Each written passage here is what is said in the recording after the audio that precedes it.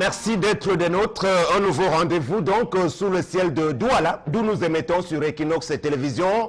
On revient d'un week-end long encore sur les routes du Cameroun. On peut en profiter pour féliciter, une fois n'est pas coutume, les équipes de gendarmerie mixtes donc sur les routes sous la houlette des colonels Mesme Lundu et André Chinda. Toutes les équipes, spécialement celles qui étaient postées sur le tronçon Mbalmayo et Bolova, venant de Yaoundé, bien sûr, ils font plutôt du très bon boulot de ce côté-là.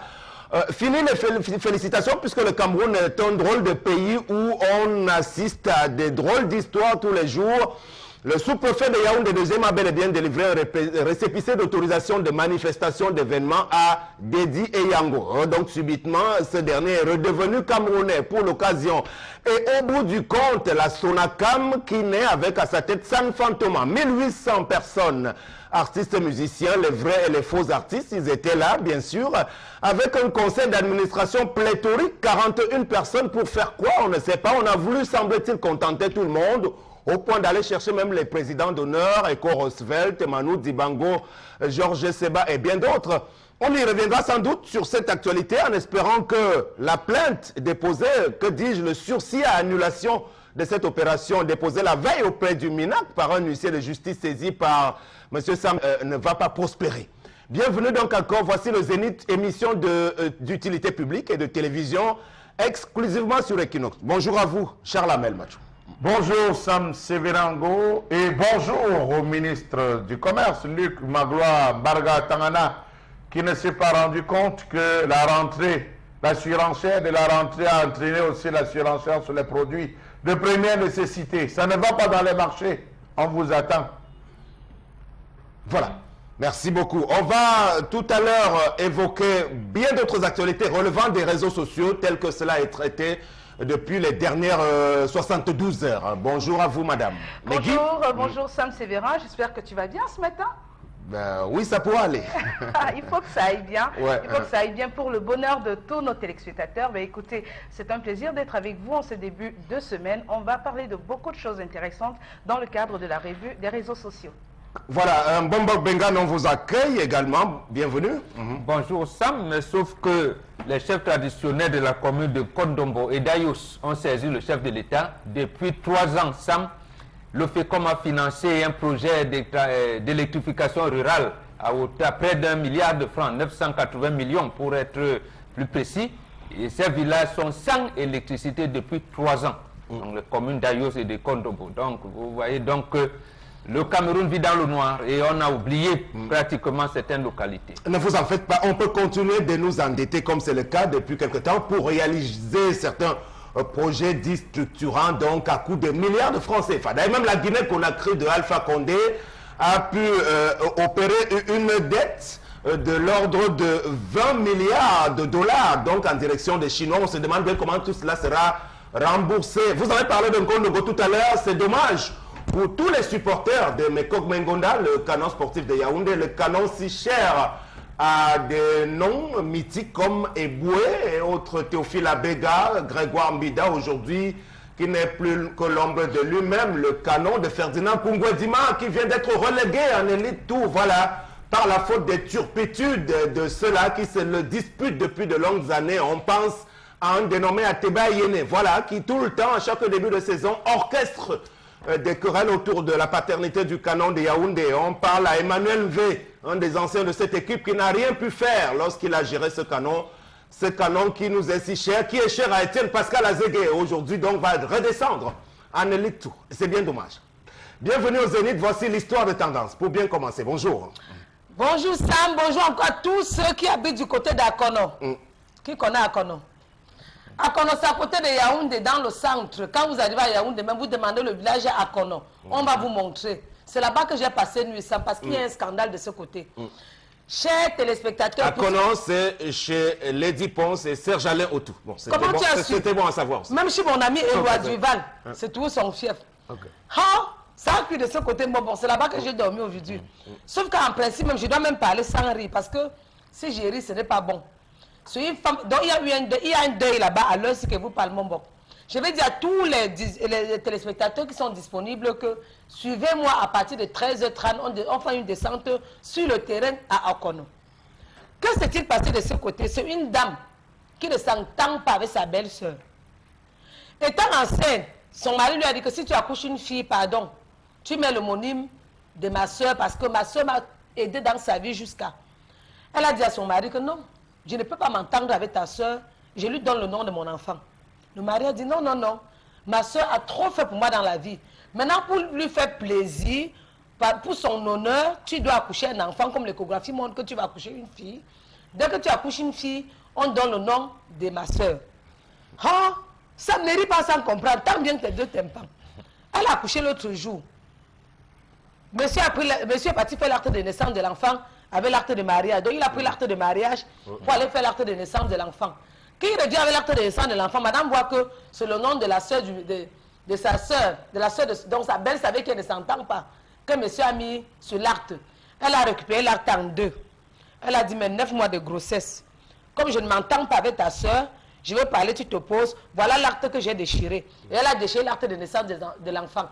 Dispute sur dispute, querelle sur querelle, bagarre sur bagarre, injure sur injure. Sauf que quelques jours plus tard, l'enfant est décédé. Donc j'étais au deuil à Akono. Donc ce pourquoi vous avez discuté n'est plus. Maintenant elle pleure, elle dit qu'elle veut que son bébé. L'homme de son côté aussi dit que qu'est-ce qui s'est passé jusqu'à ce que l'enfant meure. Donc c'est en train de faire un bourraha. De ce côté, l'homme dit qu'il ne supporte plus, elle aussi dit qu'elle ne supporte plus. Donc ça a cuit. Suivez-moi à 12h30, je vous en prie.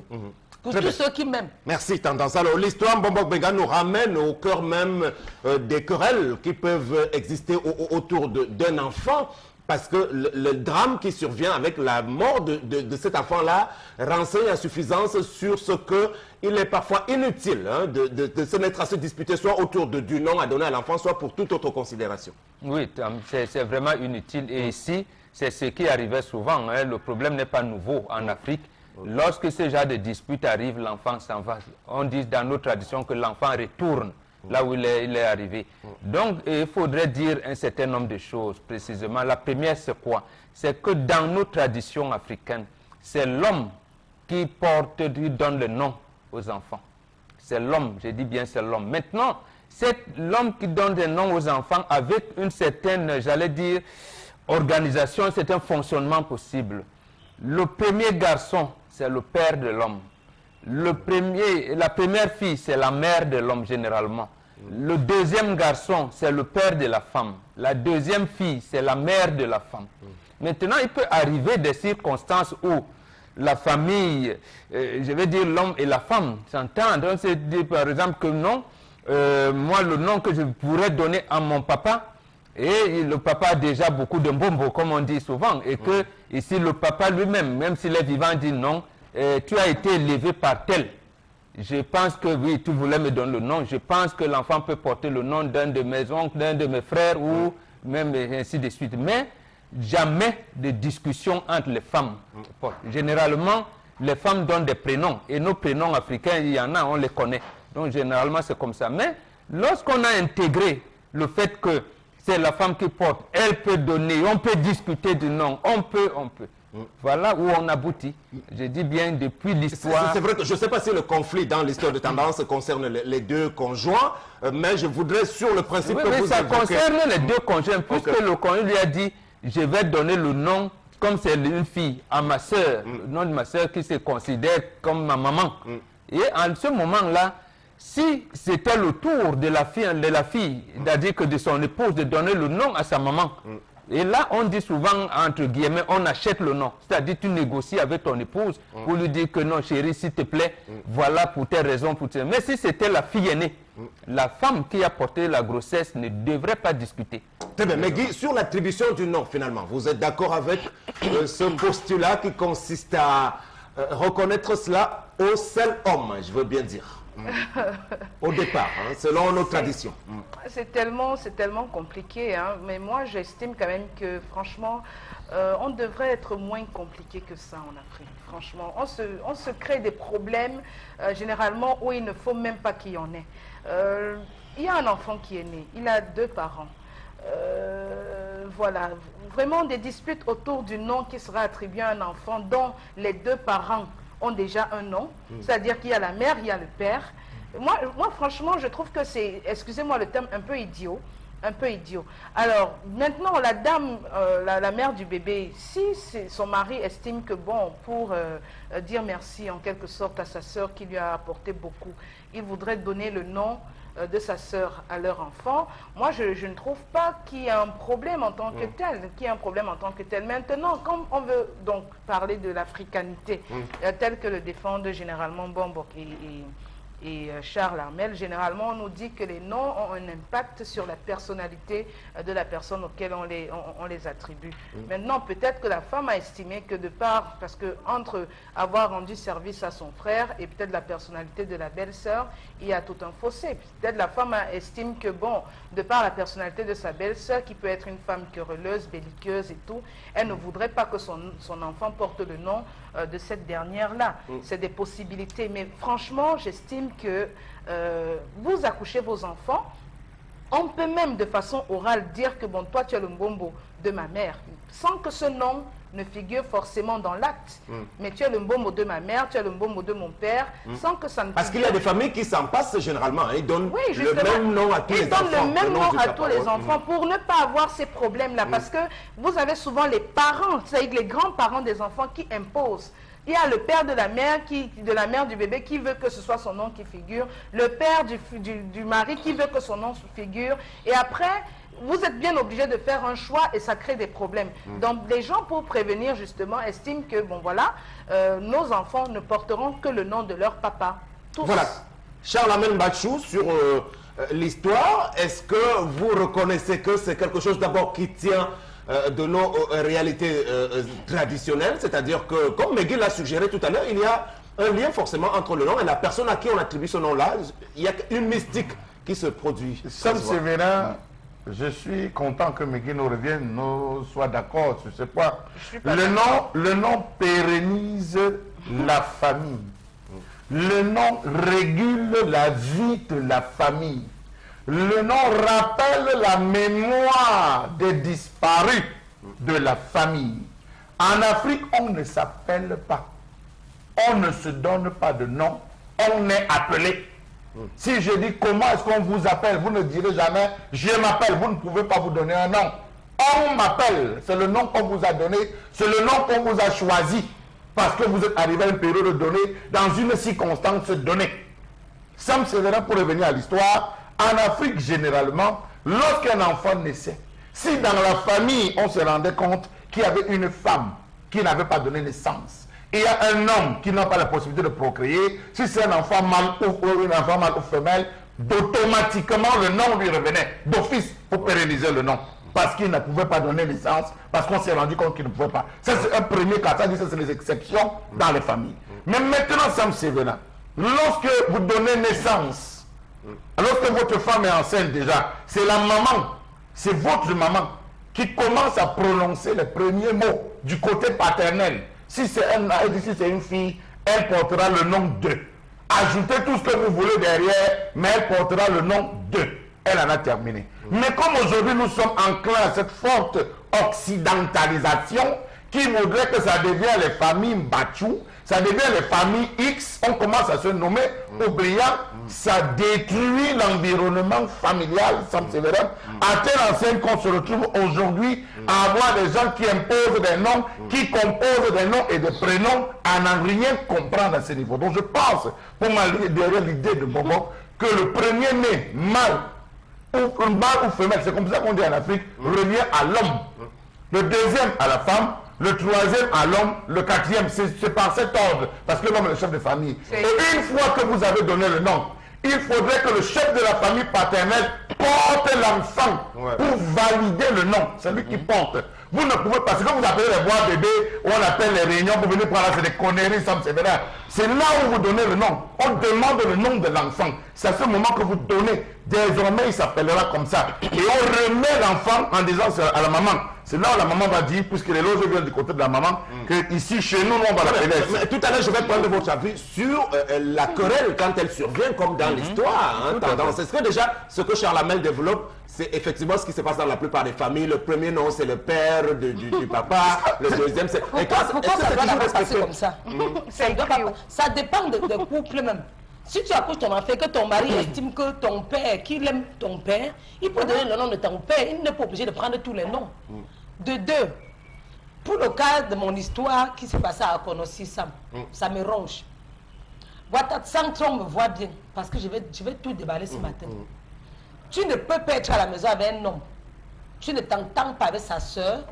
Tu accouches l'enfant, il prend le nom de l'enfant, il met sur le nom de ta soeur, de sa soeur. Ça veut dire que quand ton enfant va grandir, l'enfant ne va pas s'entendre avec toi.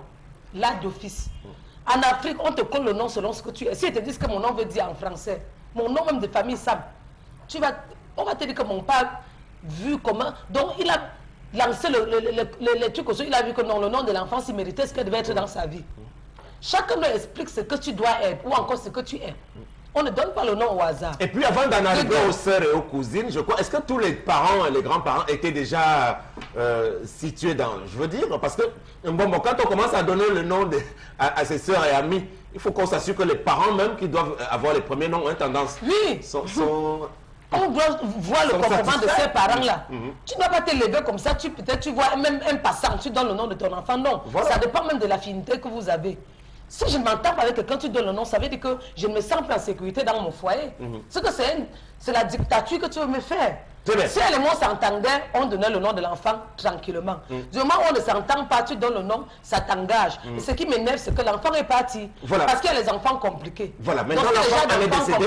Au-delà donc de toutes les querelles sur la tête des enfants qui ne peuvent pas... Je voudrais, avec vous, que vous puissiez nous dire quels sont les critères objectifs normalement qui doivent nous guider pour choisir de donner tel ou tel nom à telle personne. Le premier critère, c'est que chez nous, les morts ne sont pas morts. Les morts ne sont pas morts. Donc, privilégier d'abord les ancêtres, c'est ça? Absolument. Lorsque vous dites, ça me surprend que vous ne compreniez pas un certain nombre de choses. Or, vous êtes chrétien. Vous dites, Abraham a enfanté tel, qui a enfanté tel, qui a enfanté tel. De bonne manière que vous dites aujourd'hui que votre Sauveur Jésus-Christ est de la lignée des rois. Donc vous pouvez donner la généalogie de Jésus sur la base de Salomon, de qu'est-ce que vous voulez là-bas. Et là, ça ne vous gêne pas.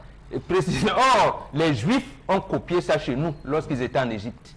Je vous dis, s'il arrive que le premier garçon, c'était la première fille par exemple, et que le monsieur veut donner le nom de cette première fille à sa sœur, ça veut dire qu'il négocie avec sa maman. Que sa maman sache que maman, la fille qui va naître, ce ne sera pas Tambombo. Comme ma soeur, maman, vraiment, il faudrait qu'elle porte le nom au regard de maman accepte. Et c'est déjà. Et maintenant, la femme, que vous pensez que des noms, ce n'est pas au gré des humeurs, Sam. Je vais vous terminer par là. Oui. Vous donnez deux noms que vous citez n'importe comment et qui n'ont aucune signification dans la lignée même africaine. Précisément parce qu'on ne sait pas. Je parle du président gabonais. Tout le monde l'appelle Ali Bongo Ondimba. Ce n'est pas son nom. Il s'appelle Ali Bongo Ondimba. Quand vous l'appelez Ali Bongo Ondimba, ça veut dire qu'il est le frère de Bernard Bongo Ondimba. Ouais. Là, vous ne savez pas. Une deuxième personnalité, Martial Eric Owonangini. Quand vous dites Owonangini, ça veut dire qu'il est Owona, le père de Ngini. Or, c'est faux. C'est précisément parce que quand il est né en France, Joseph Owona, qui est là-bas comme étudiant à la Sorbonne, apporte le nom, il veut donner le nom de son père, Ngini Owona. En réalité, son nom c'est Ngini Owona, Mathias Eric. Maintenant, comme là-bas chez eux, les noms ne disent rien, n'ont aucune signification. On met d'abord le nom du père. Voilà, nom de père. Non, ça renvoie tout, ça renverse tout. Et aujourd'hui, vous l'appelez Owona Ngini. Ce n'est pas son nom, malheureusement. Donc, voilà comment on perd notre identité sur la base des simples humeurs de madame ou de monsieur qui dit que tous mes enfants, c'est comme c'est la famille Mbengan. Tous les enfants, c'est... Non, c'est faux, archi faux. Voilà, on va sortir de cette histoire en vous demandant à tous les deux, Megui, Charlamel, si les querelles qui surviennent du fait de cette dispute autour de l'attribution des noms ont lieu d'être, parce que l'histoire nous raconte quand même que ça a débouché sur... Les disputes, la bagarre. Sur le décès. Non, mais effectivement, à une autre époque, à l'époque d'ancienne, quand une discussion arrive, l'enfant rentre. Oui, vous l'avez déjà dit. Bon. Il rentre. Moi, je dis et je maintiens que franchement, c'est des problèmes inutiles. Oui. C'est des problèmes inutiles. On peut très bien trouver des voies de contournement pour épurer tout ça. Vous n'êtes pas d'accord avec ce qui est prescrit par la tradition, tel que c'est défini par Bambok? On peut y trouver des réserves parce que même l'enfant auquel on attribue un nom, quand il est grand, il y a des possibilités qu'il change ce nom si ce nom est jugé humiliant par lui, parce qu'il y a des parents qui matérialisent leur, je sais pas, soit leur expérience de la vie, justement en donnant des noms et en les attribuant à leurs enfants. Vous avez des parents qui ont raté leur vie et qui ont un enfant qui naît, justement, ils donnent en langue vernaculaire un nom à cet enfant-là qui a une très mauvaise signification. Et je dis bien que pour ceux qui se revendiquent traditionnalistes sur notre plateau, c'est eux qui disent que le nom peut avoir un impact sur la personnalité d'une personne. Et ça se vérifie même parfois. Vous avez des gens dont le nom signifie mauvais. Ou même que la mort, quoi dit. Oui, mais ça donne des explications. Permet que il y a le nom de Niemp Ambassa qui veut dire la mort. Pourquoi c'est arrivé? Charles Amel a expliqué tout à l'heure. Justement, lorsqu'on a donné ce nom à cette famille-là, à ce monsieur, à cette fille qui s'appelle Niemp, on a coupé. Ça veut dire que les gens mouraient beaucoup. On a donc dit Niemp et on fait un rituel qui dit qu'à partir de ce moment, le Niemp ici ne sera plus la mort. Et cet enfant vit. Et personnellement, quand il vient donc interpréter aujourd'hui sans savoir l'origine de ce nom de Niemp dans sa famille, il va se perdre. On a des gens, c'est-à-dire qu'on peut donner un nom à un enfant qui veut dire peut-être qu'il aura beau faire de sa vie, se battre, mais ça sera toujours vain. Donc il y a des noms et vous avez des enfants donc, qui évoluent. Quand il est bébé, quand il est petit, ce n'est pas un problème. Mais plus il grandit, s'il arrive par exemple qu'il fréquente dans son... Quand c'est en ville, ce n'est pas un problème parce que généralement dans des classes, les classes sont cosmopolites. On a des Douala, on a des Bassans, on a des Aoussa, on a des Bamileke qui ne sauront peut-être pas ce que signifie le nom d'un tel. Mais quand vous avez la malchance de fréquenter par exemple dans votre village natal où on a immédiatement la signification de votre nom, parfois ça donne lieu à des colibets, des railleries, et l'enfant peut être traumatisé. On a des enfants comme ça qui ont estimé que leur nom leur cause beaucoup de problèmes et qui ont demandé, qui ont procédé à une procédure de changement de nom. Donc, moi je dis que ce n'est pas un problème tant que le nom n'a rien d'humiliant, tant que le nom n'a rien de vraiment péjoratif. Moi, cette femme, franchement, elle a fait un problème inutile. Alors, je rappelle aux téléspectateurs, téléspectatrices que vous pourriez nous faire parvenir vos opinions sur les différents sujets. Donc, à l'instant, on peut les lire, vos amis, par SMS uniquement sur le numéro au bas de l'écran concernant le phénomène, par exemple, de l'attribution des noms. Charles Amel, il y a une autre pratique quand même qui consiste à le faire vraiment par pur intérêt. Par exemple, quand on ira chercher quelqu'un qui n'est même pas proche de votre famille, on va dire Emmanuel Macron, Samuel Eto'o, Paul Biya, vous lui donnez le nom de votre enfant. Il y a des noms qui confortent les amitiés qu'ont les familles entre elles. Ça a toujours existé, mais ce n'est pas sur les 3 premiers. Parce que quand on parle de chiffres, nous allons rentrer même un jour dans la numérologie. Pour vous dire que même les chiffres, sur les 3 premiers, on ne s'amuse pas, Sam Sévérin. Il faut le dire. Et aujourd'hui, vous allez vous rendre compte qu'il y a des gens qui ont des prénoms. Donnez-moi un enfant qu'on appelle Kyriel. Ça veut dire quoi? Là, ce sont les prénoms. Non, c'est considéré. C'est un nom ailleurs. C'est un nom ailleurs. Kyriel, ça veut dire quoi? C'est un nom ailleurs. Expliquez-moi ce à quoi ça veut dire. Lorsque vous allez dans le groupe Akan, vous pouvez checker de suite. Lorsque vous allez dans le groupe Akan, chez les Akan, on dit, notamment chez les Togolais, on dit Koku, Ablabi, Kofi, Kofi Annan. Il est né, Kofi, même mardi. Annan en pleine saison de pluie. L'ancien secrétaire général de l'ONU, il est Kofi Annan. Kofi né un mardi, Annan en pleine saison de pluie. Vous avez chez les Togolais les gens qui s'appellent Ablabi pour mercredi, Koku pour lundi. Mais oui, c'est ça, ça me semble. On dit dans l'Afrique de l'Ouest, elle est sérieusement ancrée encore à l'intérieur. Et le principe de nomination en Afrique voudrait que Sam Sévérin, vous n'existiez que par vos enfants. Votre père existe sur vous.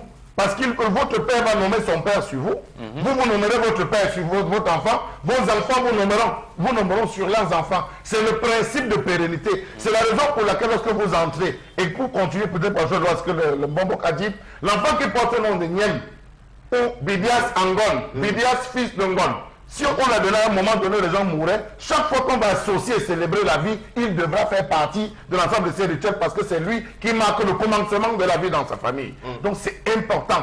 On n'appelle pas les gens pour le plaisir d'appeler. Ça une histoire. Il faut se référer à cette histoire pour comprendre à quel moment on est arrivé dans la famille. Voilà, tendance. Donc on va dire au-delà de l'histoire dans le fond, tel que vous nous l'avez conté, on peut quand même dire que le nom a beaucoup de signification, que ce soit en Afrique ou en Occident. Maintenant, il y a un autre phénomène, on va sortir par là, au niveau des prénoms, puisqu'on peut élargir un peu ce débat, parce que Charles Hamel nous l'a permis. Vous avez aujourd'hui les Brenda, les Meghan, les Warren, tout ça, ce sont des prénoms qui viennent de l'Occident. Pourquoi est-ce que c'est... Non, c'est les prénoms qu'on voit à la télé. Charles Hamel. Non. Je vous Ça, parle. c'est les prénoms qu'on voit à la télé. C'est les prénoms qu'on voit à la télé, on voit chez les Blancs, on voit sur les réseaux sociaux. On appelle le nom de l'enfant Charmant, Diamant, Mignon. Non, des prénoms comme les prénoms, sur les actes de naissance aujourd'hui, Brenda. Mieux, c'est les prénoms. Meghan. Parfois même, non. Tu prends même des prénoms, peut-être d'un boss. Parce que tu sais ce que tu calcules derrière. À nous, juste, on ne donne plus le nom aux enfants parce que, comme à l'époque de nos parents, tu prends quelqu'un peut me donner le nom de son enfant, ça me sert Ango. Pourquoi pas? Elle sait que non, le jour du voir bébé, Sam Sever Ango va venir déposer 2 casiers. Et que ses copines vont connaître quelle cause avait, Sam Sever Ango. Et moi, ça ne passe pas dans ma tête. Si je fais mon enfant, si je dis que le nom de mon père, mon cher mari, mon cher époux, pour tout l'amour que je te dois, donne le nom de mon père, les problèmes vont finir. Mais si tu vas encore rester imposé que non, pourquoi ton père? J'avais donné la dot ceci. Ce que tu veux. Est-ce qu'on peut dire, si le mari choisit les 2 premiers noms, les 2 premiers enfants, il se les attribue. C'est un problème. Ce qui ne veut pas les 2 premiers enfants, c'est le premier enfant. Le deuxième à la femme, le troisième à l'homme. Il y a des cas où les 2 premiers reviennent à l'homme. Ça, c'est les choses qui ne doivent même pas se discuter. Pour un couple vrai, où il y a l'amour, ça se négocie. Ça, c'est l'Afrique. Pour un couple vrai, où il y a l'amour, ça se négocie. C'est pas le bras de fer. Tu peux dire, ouais, bébé, pardon. Mon arrière-grand-mère, est-ce que je peux avoir le nom? Si c'est un homme conscient qui ne s'accroche pas sur les choses inutiles, voilà. il te dit, prends le nom. Est-ce qu'on a quelques messages sur le sujet? Tout à fait. Donc, on a ce message m'a dit Elvis Angodi Bakoko. Chaque enfant devrait porter le nom du père d'abord, ensuite ce que vous voulez, car l'enfant appartient au père. Non. Il ne sait pas. Il est occidentalisé. Non. Pourquoi occidentalisé? Non. Parce que c'est ça Vous avez mis le nom du père à côté, non? C'est toujours comme ça. C'est ça qu'on a donné à Wonangini, qui n'est pas son nom. Alors, on a Albert Coton qui nous dit la société a changé, les choses ont évolué. On n'est pas obligé de donner le nom du grand-père à l'enfant. Je crois que tous les enfants doivent avoir le même nom. C'est la société qui a changé. Voilà. La société n'a pas changé. Cet autre message, très bonne analyse de la part de Charles Hamel, mais il faut dire que la disparition de l'enfant justifie le désir de faire le désordre dans cette famille. Gildas, depuis Kousséry. J'ai bien dit, c'est comme ça que ça se passait. Puisque madame ne comprend pas que la vie de couple, c'est l'harmonie, et que c'est l'homme qui décide en dernier ressort, l'enfant repartait. C'est comme ça. Donc, un dernier. C'est lui qui voulait, voilà, lui voulait que l'enfant la parte. S'il ne voulait pas, il me donnait le nom que j'ai voulu. Salut la team, moi j'ai fait des triplés qui ont 5 mois aujourd'hui et n'ont pas d'acte de naissance parce que mon mari veut prendre tous les noms, mais moi je ne veux pas. Si c'est les premiers enfants, laissez au mari, s'il a des garçons, le premier garçon prend le nom de votre beau-père et ainsi de suite, ainsi de suite. Il n'y a pas de complications, madame. Très bien. Merci bien. La suite, ce sera tout à l'heure. Restez avec nous, madame, messieurs, puisqu'on amorce le plat de résistance, si vous voulez, puisque la chronique de ce jour, parlant de la colère de Charles Hamel, rentre de plein pied au cœur d'une nébuleuse qui a toujours eu pignon sur rue en période de rentrée scolaire. Il y a quelques jours, une ONG de la place avait rendu public un classement des proviseurs et des lycées les plus réputés corrompus de la région du centre dans la ville de Yaoundé, avec le lycée de Nkolmessin, le lycée bilingue des Sources, le lycée technique de Nkolbisson et le lycée de Tchinga qui étaient donc en tête. Du coup, on en vient à évoquer à nouveau la question des frais qui relèvent des paiements de ce qu'on appelle les APE, comme c'est depuis le cas il y a quelque temps. Il y a donc toute une grosse querelle autour de cette question de nos jours et nous avons choisi de nous y attarder pendant une bonne vingtaine de minutes avec cette colère de Charles Hamel. Tout de suite.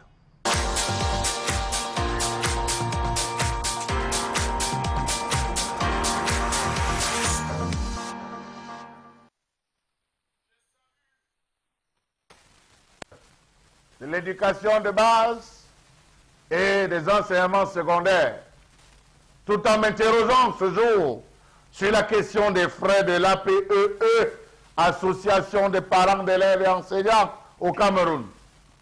Où va l'argent de l'APEE? 2 points d'interrogation. Éducation de base, 1. Enseignement secondaire, 2.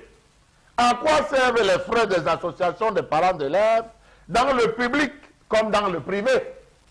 Quelle est la raison pour laquelle le gouvernement camerounais laisse-t-il prospérer cette grosse arnaque dans les établissements scolaires? Y a-t-il une école pour les pauvres et une autre pour les riches? Si oui, ont-ils les mêmes contenus en termes de programme? Point d'interrogation. Comment comprendre que les montants des frais d'APEE sont fixés et rendus obligatoires dans les établissements scolaires avec la complicité des chefs hiérarchiques des services extérieurs? Point d'interrogation. Comment comprendre qu'après s'être acquittés de l'écolage désormais ou déjà exorbitant, les parents sont obligés de payer les frais facultativement devenus obligatoires, que sont l'APE? Comment comprendre cette incongruité notoire alors que le constat est fait de l'insuffisance des enseignants dans les établissements, que les frais d'APEE ne baissent pas aussi? Comment comprendre cette escroquerie à ciel ouvert? Pourtant, personne n'ignore que les établissements publics souffrent d'une absence criante des salles de classe aux effectifs pléthoriques, des bibliothèques peu et sous-équipées, une infirmerie inexistante, des tableaux mal entretenus, une absence d'air de jeu, des bâtiments vétustes, des sols non cimentés, des salles de classe sans fenêtres ni portes. Faites un tour au lycée, dans quoi? Et dites-moi à quoi sert l'APE de ce côté. Faites un tour de ce côté du lycée de Biémassi et dites-moi à quoi sert l'APEE de ce côté. Faites un tour à l'école publique de Lomaban et dites-moi à quoi sert l'APEE. Faites un tour à l'école publique de Daido. Regardez l'état et dites-moi à quoi sert l'APEE. Comment comprendre que pour une seule république, la pension dans les établissements scolaires publics varie d'une école à une autre sans que l'on en sache les critères et les formules utilisées pour déterminer le montant réel de la pension? Comment comprendre l'esprit machiavélique des chefs d'établissement qui prennent soin de mettre à la tête de l'APEE ceux qui vont servir leur intérêt tout en acceptant de se faire instrumentaliser, opérant des décaissements d'argent à la moindre demande des proviseurs, non mieux, des chefs d'établissement, validant le faux organisé par ceux qui les ont placés là? Savez-vous que l'inscription en classe de 6e varie selon que l'on se trouve au lycée d'Oyak, au lycée de Nilon-Brazzaville, au lycée d'Aqua, lycée bilingue de Niebel, au lycée Jos? Savez-vous que dans le secondaire, l'inscription d'un élève est conditionnée par le paiement d'abord des frais d'APE et d'informatique avant les autres frais illégaux pour s'acquitter en dernier ressort de la contribution annuelle exigible? Savez-vous qu'à l'éducation de base, l'APE installe ses bureaux dans l'enceinte scolaire pendant les vacances, procède à la collecte de ses fonds, les frais de tenue scolaire au recrutement de nouveaux élèves et autres frais institués sournoisement par le directeur d'école que vous retrouverez dans son bureau alors que l'école est censée être fermée? Savez-vous que pour cette année ou pour cette rentrée de classe, les directeurs ont perçu et continuent de percevoir pour certains les frais d'APE, 30 000 francs, la vente des tenues scolaires, 5 500 francs, les frais de séquence, 2 000 à 3 000 francs, les frais d'art et métier, 6 000 francs, une demande de manuscrit, plus 1 000 francs de timbre, une photocopie d'acte de naissance, plus 1 500 francs CFA de timbre pour la certification, soit un total de 17 000 francs CFA.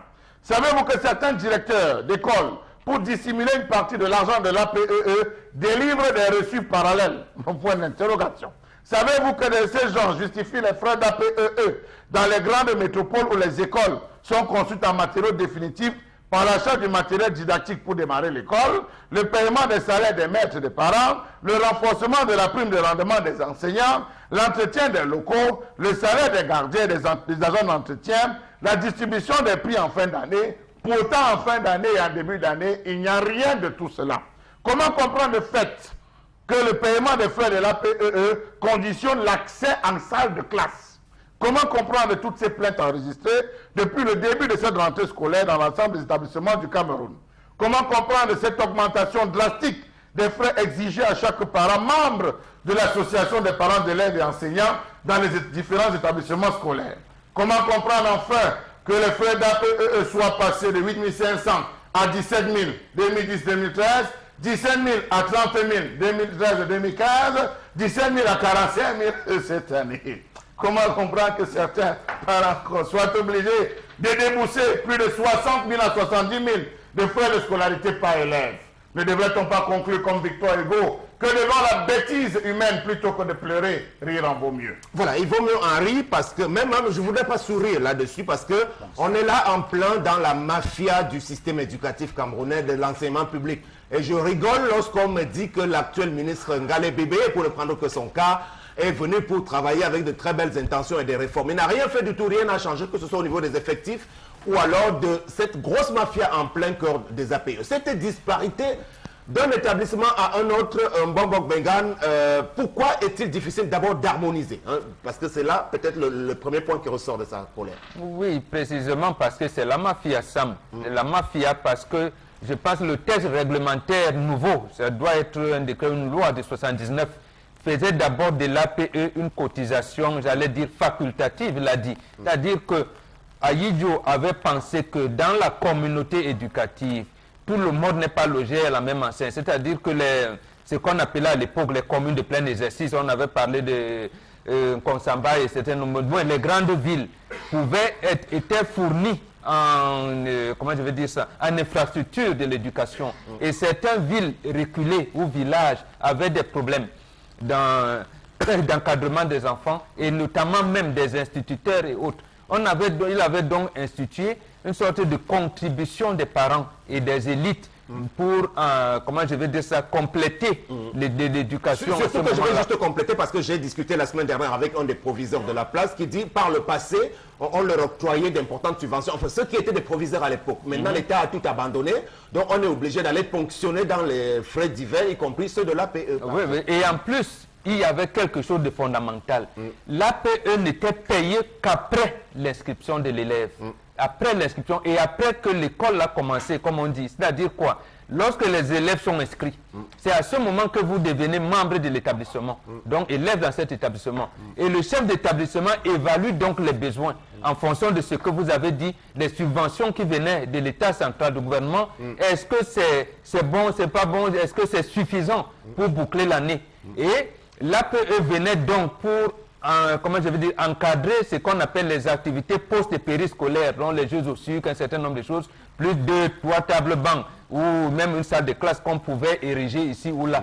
Et c'est le ministre Bapes, malheureusement, qui a fait de l'APE une obligation qui se passe maintenant, avant même l'inscription de l'élève. Donc, comment vous pouvez payer les frais d'APE alors que votre fils n'est pas inscrit? L'a fait, mais celui qui lui a succédé ne l'a pas non plus oui, il ne peut pas ça. D'abord, on le nomme, là je reproche le chef de l'État, il le nomme en pleine année scolaire. Donc il a trouvé l'année scolaire. Comment peut-il changer l'année scolaire qui suivait? Et en plus, l'année scolaire qui suivait, survient la crise anglophone. Donc, il ne peut pas, il n'a pas les coudées franches. Mais sauf que sur ce cas précis, il ne peut pas de bout en blanc déverrouiller cette mafia, déverrouiller cette mafia qui risque de l'emporter. Ça risque de l'emporter, vous l'avez dit. Tendance, c'est obligatoire désormais, l'APE maintenant. Et dans la plupart des cas, même depuis cette rentrée scolaire, vous payez, on vous donne le numéro de compte. Donc on ne discute pas avec vous, vous allez verser l'argent à la banque, sinon votre enfant n'est pas admis en classe. Non, c'est bien de payer, ça on ne refuse pas, mais il faudrait aussi que nos enfants soient en sécurité. Tu ne peux pas payer l'APE demain. Quand il pleut sur nos enfants. Il n'y a pas les tables blanches. Il n'y a pas les boîtes à pharmacie. Alors qu'en principe, même dans les lycées, on devrait avoir peut-être 2 ou 3 médecins pour suivre nos enfants. Ou encore, avoir les gens qui vont bien suivre nos enfants. Les toilettes doivent être propres. De l'eau potable dans nos établissements. À la maison, ton enfant boit de l'eau bien propre. Mais au lycée, l'enfant tombe malade. Alors que tu payes tous ces frais. Non. On doit payer, on n'a pas refusé. Mais en retour, qu'est-ce qu'on gagne? Non, c'est un peu comme ça en échange de services, non, ça. Mais alors, en bon français, quand on paye, il faut aussi nous mettre nos enfants à l'aise. On ne refuse pas de payer. Quand même, soyons solidaires. sont humbles. Alors qu'on va payer, vous allez prendre l'argent de l'APE, aller louer les grosses maisons, entre temps nos enfants souffrent. Il faut qu'on doit recruter, on recrute les professeurs, on recrute les proviseurs. Les proviseurs sont nommés. Je dis les professeurs, pas les proviseurs. Non, on recrute. On recrute, non. Pardon, recruter les professeurs qui ont quand même un peu un bagage intellectuel. Je sais que mes parents m'ont dit que longue bouche, toi-même tu n'étais pas à l'école, qu'est-ce que tu en sais? Je n'en sais rien, mais recruter des professeurs qui vont donner l'éducation comme ça à nos enfants. Pas que tu as l'enfant à la maison, l'enfant de 5e qui va encore venir te dire que maman, je l'ai dit que maman, je l'ai donné. Ça dépend aussi du professeur. Ça, c'est sur les contenus. Merci, Oui. Tendance. Alors, Meggy, on est donc d'accord que majoritairement, ces frais ne servent pas à leur budget qui est défini au départ, c'est-à-dire accompagner un peu au niveau de certains manquements qu'on peut observer. Et aujourd'hui, comment comprendre que d'un établissement à un autre, le prix varie, qu'au lycée bilingue de l'Ocpom, on paye 20 000 francs, 35 000 francs, et qu'au lycée d'Oyac, on paye 12 000 francs de frais d'APE.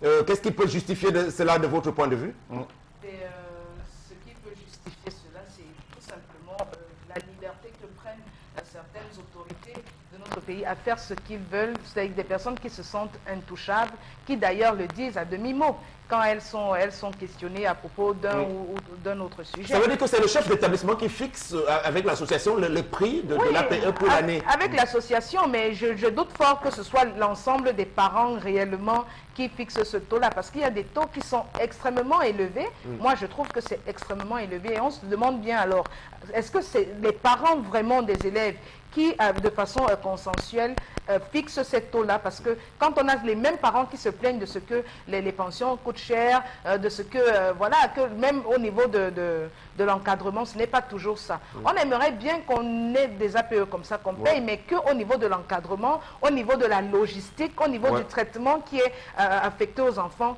qui est quand même quelque chose qu'on voit. Mais quand vous arrivez encore... Il y a quelques exemples quand même, non, de complicité, de réalisations qui ont été faites dans ce sens? C'est une question ou une affirmation? Je vous pose la question si vous n'en connaissez pas quand même. Je ne pense pas, je ne pense pas. Quand on voit un lycée bilingue de la place, pas très loin de nous, où on vous dit, écoutez, l'APE coûte combien là? 20 000 au lycée de 30, voilà, quelque chose comme ça. Et qu'on a utilisé l'argent de l'APE pour faire un bâtiment en plus dans l'établissement scolaire.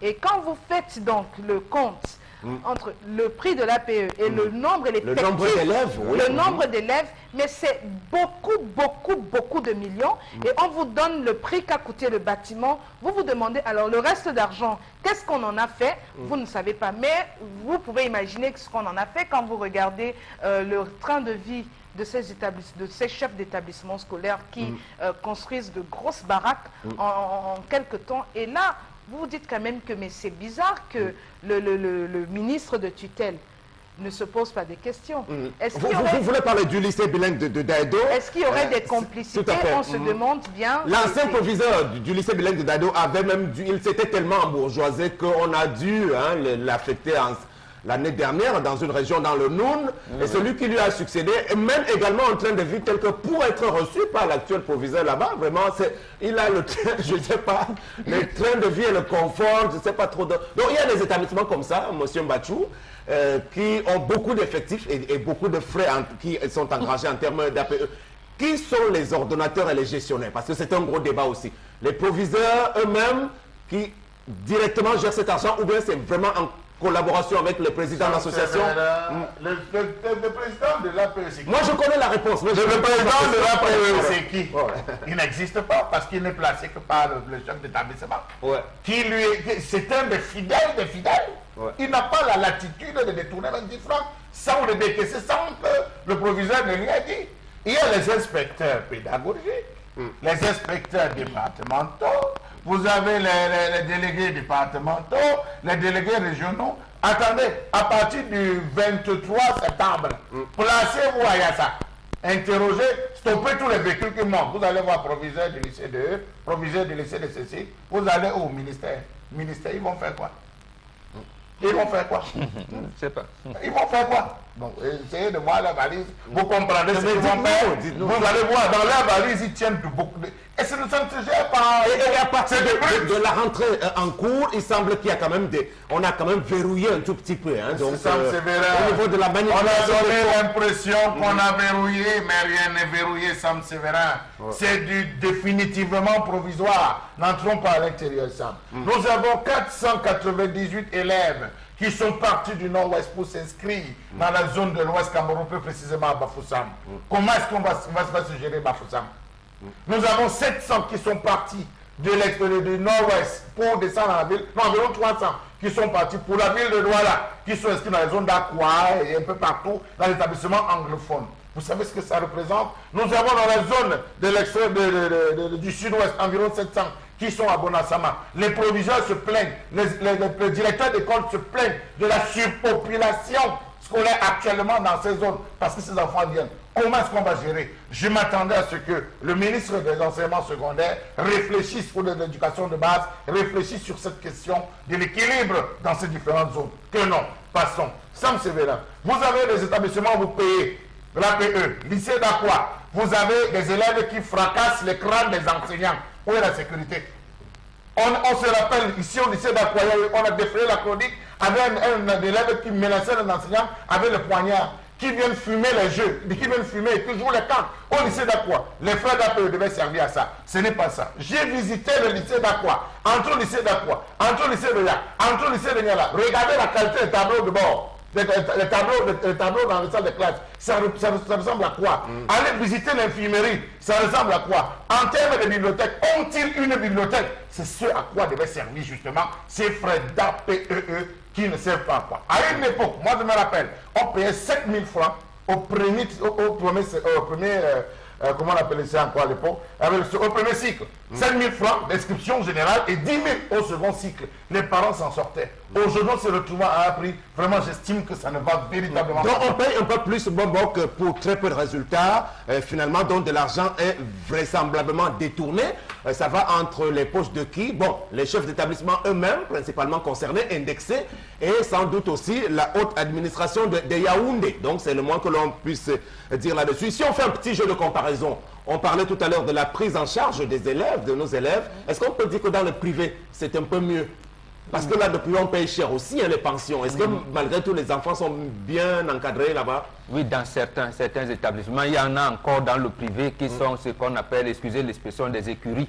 Mais dans certains établissements privés, dans la preuve, ce sont les établissements privés qui tiennent le haut des pavés au niveau des résultats en fin d'année scolaire. Donc là-bas, on peut soupçonner, du moins la réalité c'est qu'ils encadrent mieux les enfants. Vadil a parlé tout à l'heure de la sécurité. Oui. Comment les enfants, ils ont déjà eu un nom, les taxeurs. C'est-à-dire les aînés viennent, comment je veux dire ça, menacer les plus petits pour arracher leur argent, leur goûter, ainsi de suite, quelquefois devant les surveillants. Et les enseignants qui ne peuvent pas brimer, alors réprimander les aînés qui sortent de première terminale pour venir menacer les tout petits. Ils les observent, ils ne font rien du tout. Précisément parce que les chefs d'établissement, ils sont en train de compter l'argent. Et un enseignant qu'on a eu sur un autre plateau nous disait dernièrement que rares sont les proviseurs qui déclarent réellement l'effectif. Donc il a 4 000, il va déclarer 2 500. Ouais. Oh, les autres 1 500, bon, il est là. Et il peut miroiter au conseil d'établissement, le conseil d'établissement dont il est le patron en réalité, puisque c'est lui qui définit les priorités de l'établissement. Alors le proviseur d'aujourd'hui comparé à celui d'hier, vraiment là où l'État jouait encore pleinement son rôle avec des subventions en bonne et due forme, les proviseurs étaient véhiculés, logés comme des hauts cadres qu'ils étaient. Bon, aujourd'hui, ils s'en plaignent, ils disent que tout cela a disparu. Donc, ils sont obligés. Alors, est-ce que, par rapport à la situation d'avant, vous ne trouvez pas que c'était mieux avant? Non, non, c'était mieux avant, précisément parce qu'il y avait une certaine éthique. Aujourd'hui, ça n'existe plus. Voilà. Mais si vous regardez la loi sur l'orientation de l'école au Cameroun, je pense que c'est la loi 98, je pense son article 12, parle précisément du financement. On parle de la dotation budgétaire de l'État. On parle des allocations budgétaires des collectivités territoriales décentralisées. Et les autres partenaires viennent en troisième position. Maintenant, aucun proviseur ne fait allusion, ou alors je veux dire, n'intègre la municipalité dans le financement de l'école. Oh, c'est tellement grave que le maire, les conseils municipaux, les députés, ils font quoi pour encadrer nos enfants du primaire au secondaire? Donc c'est la principale source de financement aujourd'hui de ces écoles-là, c'est ce qu'on comprend. Oui, c'est les APE qui financent tout. On est tendance. Et ce qui me tend les nez dans tout ça, Sam, c'est parce que chaque parent n'a pas un peu. Le lycée me donne l'attention. Toujours dans les mêmes lycées, il y a le ghetto. Pour ceux qui ne savent pas le ghetto, un endroit où les enfants se cachent pour aller prendre le njab. Le njab, c'est le mbanga.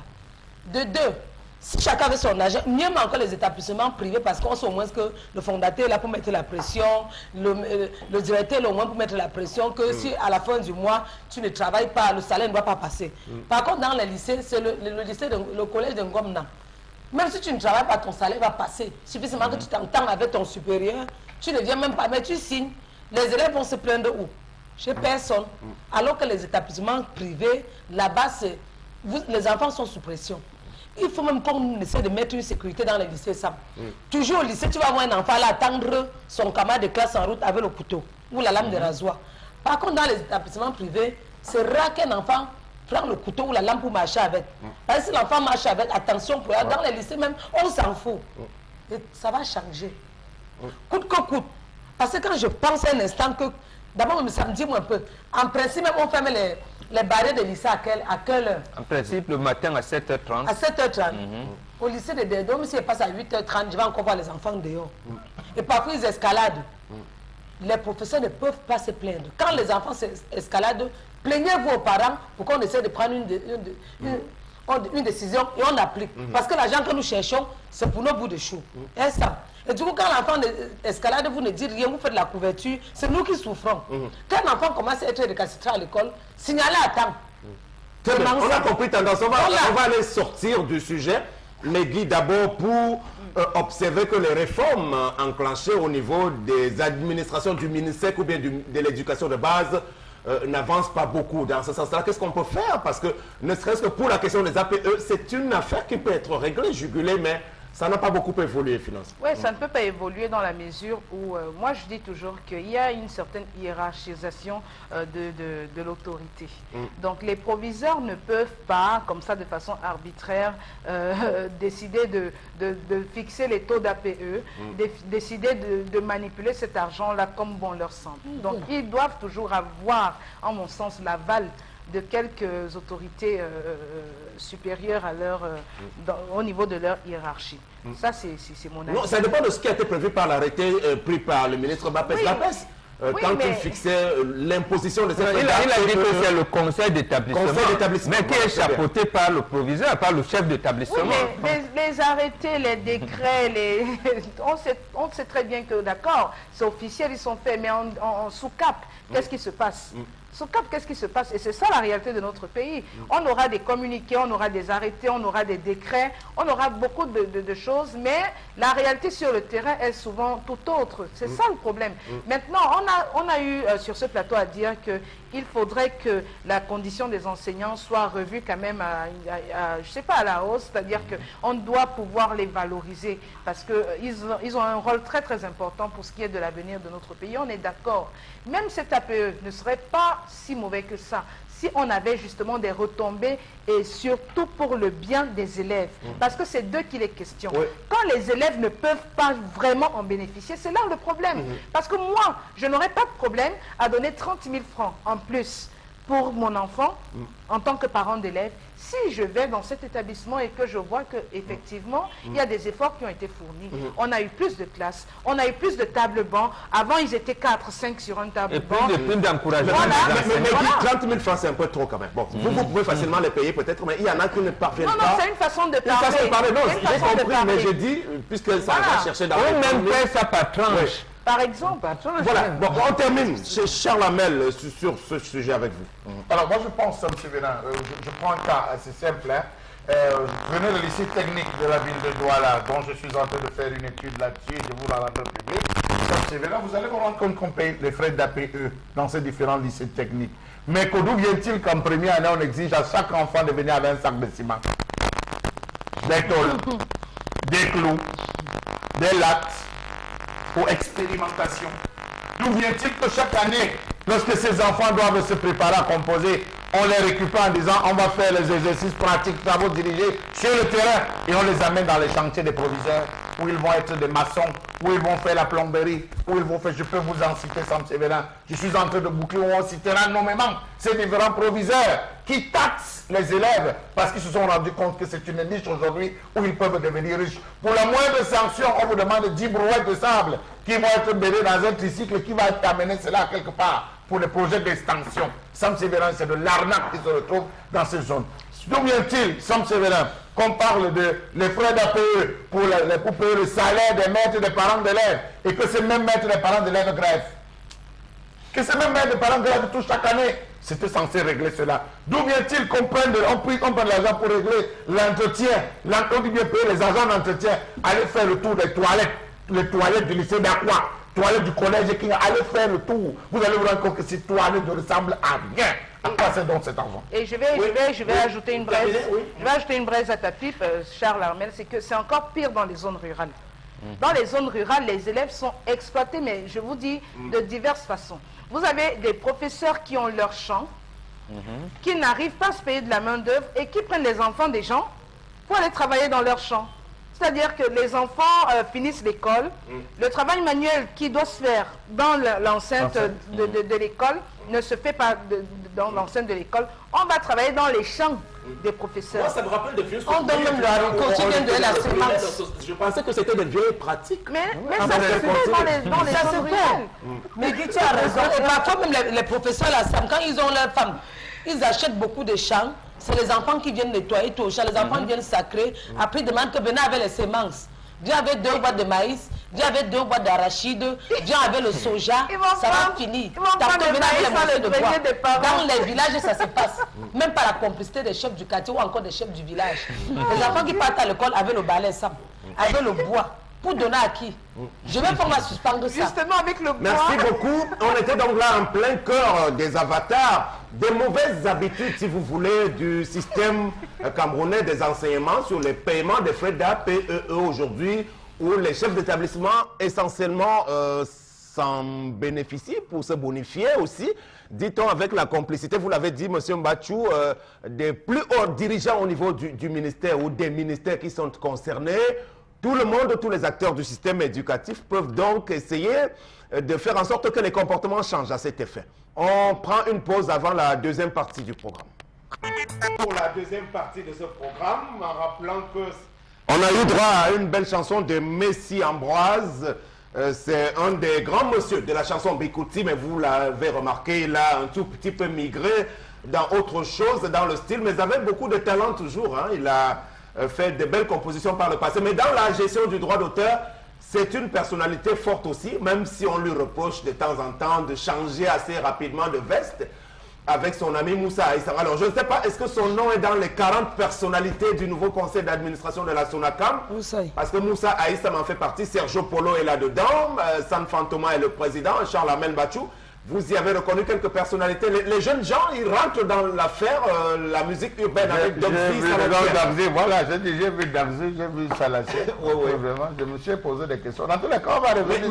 Mais 40 personnes, hein, c'est 41 personnes, Sam Sévérin. J'ai vu Manu Dibango, je ne sais pas si on l'a consulté, ou si lui aussi a retourné sa veste. Non, je ne sais pas si lui aussi a retourné sa veste, parce qu'il avait pris des décisions de ne plus s'intéresser aux affaires, ces affaires-là. Comment est-ce qu'il a fait pour se retrouver là? Et Roosevelt, comment est-ce qu'on a réussi encore à les réassocier dans cette affaire? Ce sont les présidents d'honneur Manu Dibango et Roosevelt et Georges Seba. Il y a manifestement une volonté de rassembler. Sam Sévérin, nous sommes repartis là avec une autre confrontation parce qu'en termes même de position, tout le monde n'accepte pas les différents positionnements. C'est des positionnements proposés, c'est pas consulté. On a imposé à certaines personnes. Mais monsieur Mathieu, vous ne voulez pas qu'on sorte de ces... Non, Sam Sévérin, le ministre n'a pas respecté les prescriptions du Premier ministre. Le ministre du MINAC n'a pas respecté les prescriptions qui voulait qu'on ne crée plus, qu'on ne passe plus le temps à créer. Le voici qui crée la SONACAM. Avant, tout le monde a créé. Avant, tout le monde a longtemps créé. Mais on ne voit que de création en création. Le prochain ministre qui va arriver va encore créer, ça me sévère. Bon. On n'a pas appelé Mabeko, la matière, parce qu'elle est nouveau sort maintenant. Je crois qu'elle est dedans. Non, elle est dedans. Celle dedans, c'est que moi, je suis dedans. Voilà. C'est ma personne. Adeline Benkoum, proche de Dédié Yango, est vice-présidente de ce conseil d'administration. On va reparler, si vous voulez, bien plus tard. Le temps d'évoquer à présent les messages d'abord. Voilà, donc pour les messages Sam Sévérin, on a ce message qui nous dit au lycée de Bafang, c'est le comble, nous payons les frais d'informatique à 5 000 francs, mais nous n'allons jamais en salle d'informatique. L'infirmerie ne fonctionne pas, les latrines sont mal entretenues et les surveillants ne font rien pour mettre de l'ordre. Merci. Parfois, on dit Ça, que c'est à Bafang. l'enfant conforme la télé. Oh, tu montres l'ordinateur à l'enfant, l'enfant paie les frais d'informatique. L'enfant dit que maman, c'est la télé là-bas. Alors que c'est l'ordinateur. Olivier Yonke nous dit l'arrêté de M. Mbapes rendant les frais d'APE obligatoires et nuls et de nul effet parce que le texte présidentiel y relatif leur confère un caractère facultatif. Le respect du principe de la hiérarchie des normes doit être observé. Bon, et c'est là où devrait donc s'engouffrer Mbombok. Je veux dire, ceux qui veulent qu'on retourne vraiment à la, je veux dire, au caractère non obligatoire. Facultatif. Absolument, ça, mais là maintenant, qui va donc s'opposer? C'est-à-dire, lorsque le ministre impose ça aux établissements, en réalité, c'est le Premier ministre lui-même qui devait dire au ministre en charge des enseignements que mais non, ça ne peut pas. On ne condamne pas parce que, comme dit le téléspectateur, la hiérarchie des normes juridiques, qu'un arrêté ministériel ne peut pas supplanter un décret quand même du président de la République. Et ce décret disait, était même, comment je veux dire, accompagné d'un arrêté interministériel, parce qu'à l'époque, il y avait ce qu'on appelle le ministère de la Jeunesse et des Sports et le ministère de l'Éducation de 79, qui parlait, comme disait Megui tout à l'heure, de la promotion des enseignants et leur encadrement. Donc, aujourd'hui, vous verrez un proviseur de lycée payer 500 francs comme prime d'encouragement à un enseignant au bout de 3 mois. Et aux autres donne 2000, alors qu'il a l'argent suffisant, une surface financière suffisante. Où est donc l'encadrement des enseignants, même de ces enseignants, ses collègues enseignants? La suite, message. Jospin Ngo, ce phénomène est très récurrent aujourd'hui. On constate que les encadreurs prennent seulement de l'argent et ils n'accordent pas une bonne formation aux enfants. On trouve par exemple une salle de classe pouvant contenir un effectif de 50 à 60 élèves, mais c'est le contraire. Aussi, les enseignants qui se plaignent avec ça, comment y aura-t-il un bon encadrement? On a cette Ça veut dire qu'on fait payer des frais exorbitants et on a des effectifs toujours de 100-150 élèves. Absolument. Finalement, par salle de classe, ça n'a pas de sens. Les élèves sont assis quelquefois 3 ou 4 par an. Voilà, vous avez raison sur l'exploitation des enfants dans les écoles en zone rurale. En passant, il n'y a aucun élève dans mon établissement. Je suis du sud-ouest, en zone rurale, justement, professeur des lycées et établissements d'enseignement général, voilà. Ils sont ici. Ils sont nombreux. J'ai dit ça ici environ 7 ans. J'ai discuté avec les proviseurs qui m'ont dénombré, qui ont fait un recensement pour se rendre compte que c'est pratiquement le sud-ouest et le nord-ouest. Mais j'ai bien peur, j'ai un peu peur par rapport à la zone de Bonabel où il y a une explosion démographique de ce côté. Tous ces enfants, on compte environ 500 enfants qui sont inscrits dans les 75 établissements qu'on compte de ce côté de Bonabel, primaire comme secondaire. Ça sera grave. On a 498 inscrits à Bafoussam, une surpopulation. C'est grave. Alors, on a cet autre message qui nous demande un Mbombok. J'aimerais savoir c'est quoi l'origine des Mbombo, des homonymes. L'origine, c'est la perpétuation de la descendance. Quand on vous dit Abraham a enfanté tel qui a enfanté tel, c'est ça la descendance de quelqu'un. C'est ça. Donc, un père qui a le premier fils qui donne le nom à son père. Donc, le grand-père de votre fils, c'est son Mbombo. C'est ça. Donc, on perpétue la génération.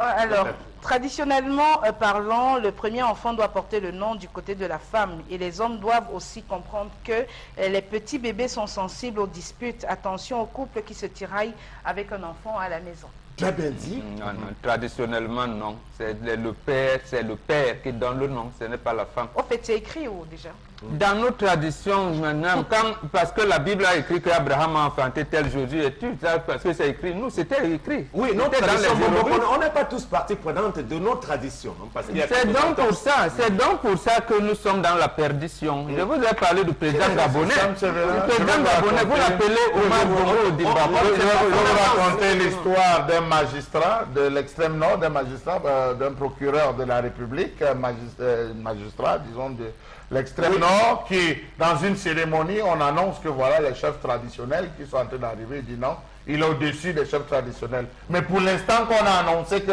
voilà les lamidos qui vont entrer, il dit mais comment les lamidos sont arrivés, le premier à se lever pour aller à courir. Pour dire comme Megui que c'est facile de dire que c'est écrit où, rien n'est écrit. C'est connu, quand vous arrivez dans une chefferie, on n'a pas besoin de vous dire que vous êtes à la chefferie au cimetière, vous n'avez pas besoin de voir la plaque. Il y a des choses qui sont matériellement écrites et d'autres qui sont dans les gènes. Vous ne faites que la reproduction. On évolue à présent avec les réseaux sociaux. On va prendre la revue de ceci pour voir ce qui est contenu depuis les dernières 72 heures. Avec vous, madame. Merci Sam Sévérin. Donc, place à la revue des réseaux sociaux. Il y a eu beaucoup de choses qui se sont dites sur les réseaux sociaux, notamment Brenda Biya qui a fait beaucoup parler d'elle. Hein. Il faut dire que la jeune fille donc, est candidate au concours d'entrée à l'ENAM, l'École nationale d'administration et de magistrature. La fille du président de la République du Cameroun va se présenter dans la division des régies financière, cycle B, section Trésor, dont le nom de la jeune fille de 20 ans figure au 325e rang de la liste des postulants. Il y a eu un premier démenti de la part des responsables de cette école nationale de l'administration et de la magistrature, mais à demi-mot, Brenda Biya déjà a donné un soupçon d'authenticité de cette rumeur-là, qui n'est plus une rumeur désormais, en disant sur sa page Facebook « Tu étudies à l'étranger, ils critiqueront. Tu reviens dans ton pays, ils feront pareil. Sachez que le Cameroun appartient à tous les Camerounais. » Bon, alors, sur l'authenticité de l'information, un journal de Yaoundé nous l'a attesté ce matin en indiquant qu'on l'a bel et bien aperçu. Maintenant, je ne sais pas, Bombok, avant tendance, est-ce que le concours a déjà eu lieu dans sa phase écrite, parce qu'il nous est revenu qu'elle est déclarée admissible déjà, finalement. Oui, c'est ce qui est admis. Mais bon, comme on n'a pas suivi ça de manière officielle, on reste encore un peu, je veux dire, on regarde encore pour savoir si elle est vraiment admissible. Maintenant, sur la forme, qu'est-ce que ça vous suscite comme réaction, l'information de la fille du président qui passe son concours dans l'une des écoles les plus prestigieuses du Cameroun? Deux choses principales. La première, c'est que le président Biya constate enfin ce qu'il aurait pu faire avant, c'est-à-dire faire fréquenter ses enfants ici. Surtout les cadets de Franck, parce que Franck a fréquenté mais là, ici. il n'était pas obligé non plus, puisque tous ceux qui travaillent avec lui envoient leurs enfants à l'étranger. Bon, il est obligé, tous les enfants d'Aïdjo ont fréquenté l'école publique de Bastos, là où Paul Biya a voté souvent. C'est là où tous les enfants d'Aïdjo fréquentaient. Pourquoi lui, il est venu créer une école maternelle et une école primaire au sein du palais pour séparer ses enfants des autres? Là, maintenant, il est rattrapé justement par le temps. Là, voilà pour lui dire que, comme dit sa fille elle-même, il faudrait qu'elle rentre dans son pays. La deuxième chose que je voudrais dire d'elle, apparemment, c'est une fille brillante. Elle a étudié en Europe et aux États-Unis, elle a été parmi les plus brillants. Donc, c'est tout à fait normal, me semble-t-il, qu'elle vienne maintenant postuler. Et là, au moins, on verra qu'elle a de bonnes notes et elle n'a pas passé, n'a pas été reçue au concours parce que papa est président de la République. Bon, elle a du caractère, Yinga Biya, Brenda Anastasie, donc, bon, la photo qu'on vous présente date quand même d'il y a longtemps, hein, parce que je crois que ce n'est pas la photo la plus récente. Là, elle est encore bien plus jeune tendance. Bon, sauf qu'elle a choisi la plus haute grande école au Cameroun aussi. Hein, donc, le salaire, c'est combien là-bas? 150 000 francs récemment. Non, quand tu sors, bon, c'est vrai qu'elle a choisi les régies financières, donc, au Bamo, je crois qu'elle va sortir dans la douane, les impôts, par exemple. Voilà, c'est pour ça que je dis que même quand tu pas composer à l'ENAM, bon, je sais pas si ma copine me dit la vérité. Parce qu'elle m'a dit que sa petite soeur a fait le concours de l'ENAM, mais le salaire c'est 150 000 francs. Moi, je ne simplifie pas. Le salaire d'étudiant ou bien le salaire quand tu sors de l'école? Le salaire quand tu sors de l'école. Non, d'étudiant. Hein. Non. Il faut bien vérifier. C'est ce que ma copine m'a dit, que sa petite soeur a 150 000 francs. Ils appellent ça une bourse. Bon, il appelle salaire, mais c'est la bourse. Donc... Concernant l'école, je ne connais moi rien dedans. Mais de deux, je t'encourage ma puce. Mais sauf que comme les Camerounais aiment trop entendre que l'eau glacée avait brûlé la maison. On a encore bavardé sur elle sur les réseaux sociaux, Sam. Les gens disent que non, la fille du président depuis quand, je suis sûr qu'on va encercler l'endroit là, il y aura tous les billes, il y aura les billes, les gendarmes, les militaires. Ce n'est que normal. C'est la fille d'un président. On vous connaît. Même s'il n'y avait pas les gens qui vont venir l'encercler, vous allez toujours chercher des choses pour parler.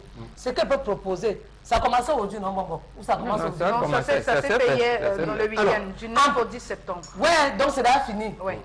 Je vais me rassurer pour voir comment elle était encadrée de ce côté. Soit il y avait les billes, comme les gens ont dit sur les réseaux sociaux, soit elle était dans sa part de salle de classe seule, comme les gens ont dit, soit il y avait les gens qui lui... Tellement on a raconté sur son... Tantôt on dit même qu'elle avait insulté sa mère sur les réseaux sociaux. On a pris la vie de cette fille, mettre dans sa paume de main ensemble. Tantôt on dit comment elle fumait le mbanga chez les blancs. Est-ce que c'est au Cameroun qu'elle ne doit pas entraîner les autres à fumer le mbanga? Ça, c'est le mot que je n'aime pas entendre. Elle est revenue au Cameroun, acceptée parce que c'est une petite fille. Disons que tendance à raison, Bombok aussi, Oui. et Charles Hamel, ça nous ramène à la réalité. Il me semble bien que, comme le disait Bombok, aujourd'hui, on sera rattrapé puisque le président lui-même a été un président de type aristocrate qui est éloigné de son peuple. Donc ça va être bien compliqué si en 2017, l'enfant du président peut se retrouver à peu près au même niveau, même si l'ENAM est quand même quelque chose de prestigieux, mais on ne voit pas les gens du président comme ça. Donc comment est-ce que ça va se passer? Ça ne faisant pas l'objet, comme le dit Tendance, d'une véritable attraction à chaque fois qu'elle fait une apparition?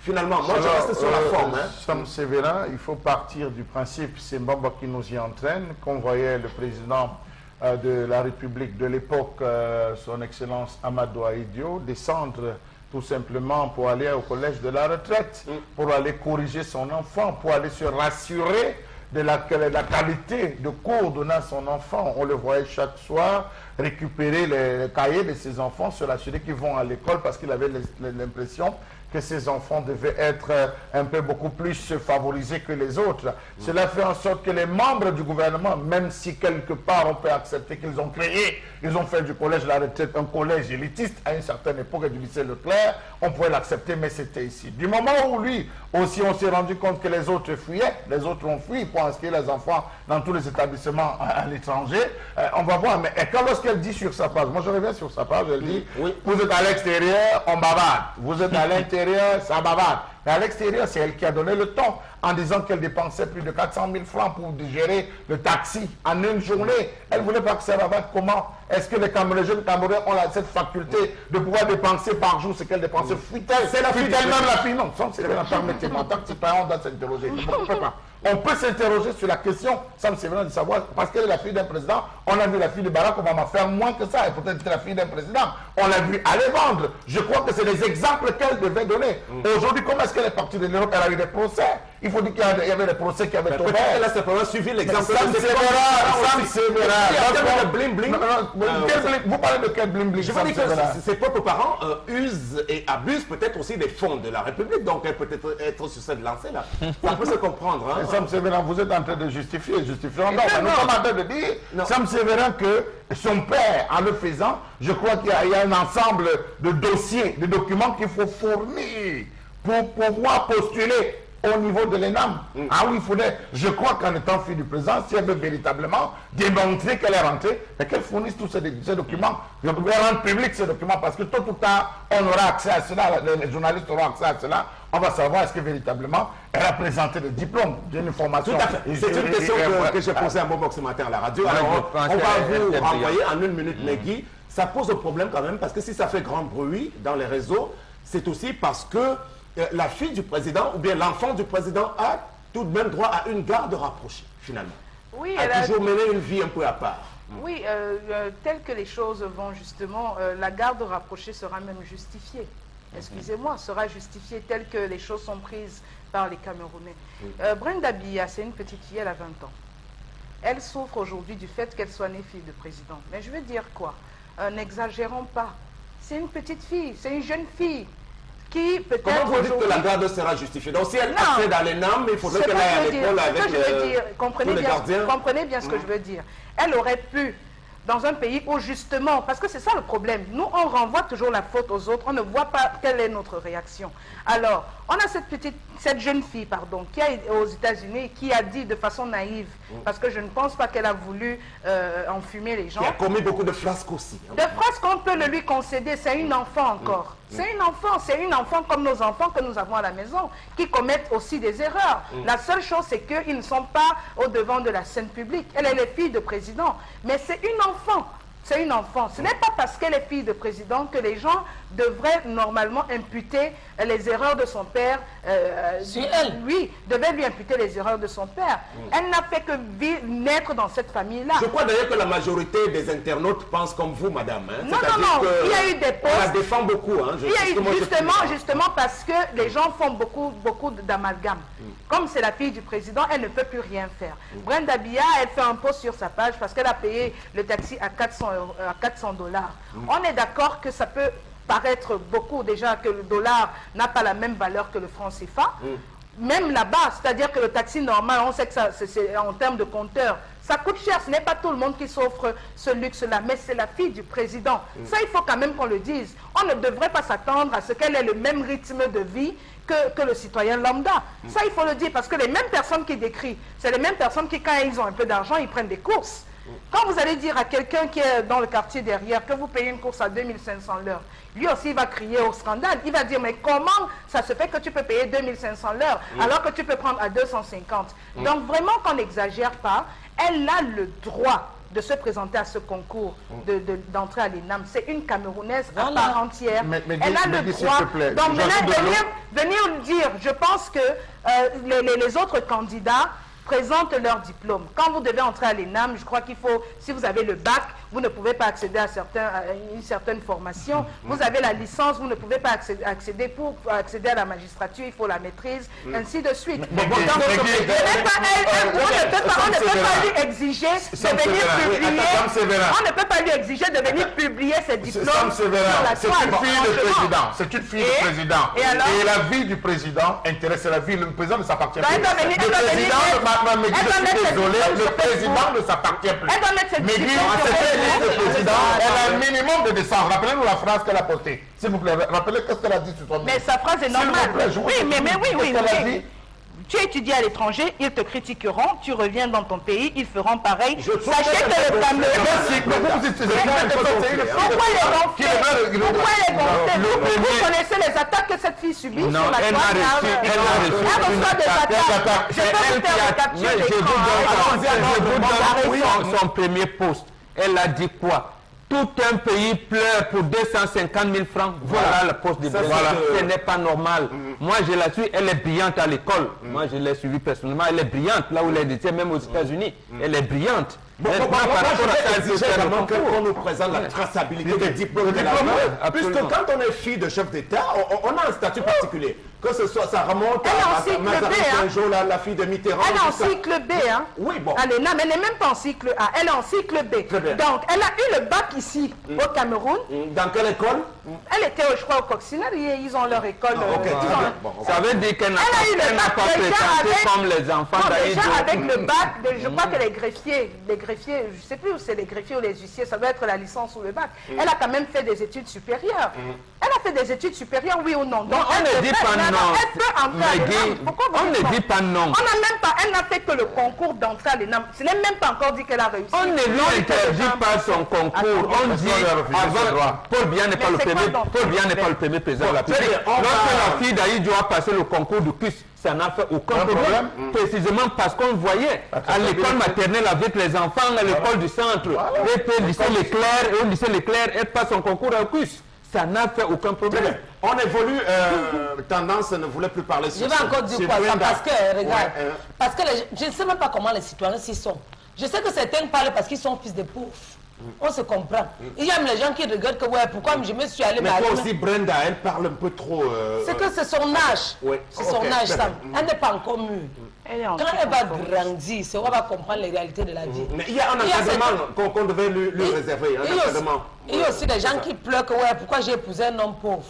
Même si on emprunte des dizaines, non, maman, chacun a sa chance dans la vie. Deuxième information, merci Tamba. Deuxième information donc relative au comité de normalisation de la FECAFOOT, Maître Dieudonné Api qui conduira les destinées justement du comité de normalisation à la FECAFOOT. Il a été nommé vendredi dernier à Yaoundé par la mission conjointe FIFA-CAF, qui l'accompagnera dans cette mission, Maître Marcel Denise Amboman, vice-présidente, Maurice Samuel Bellet et Dimo, Dr Abdou Oumerou et Kevin Jomo Kamdem, voilà, les principaux membres de ce comité.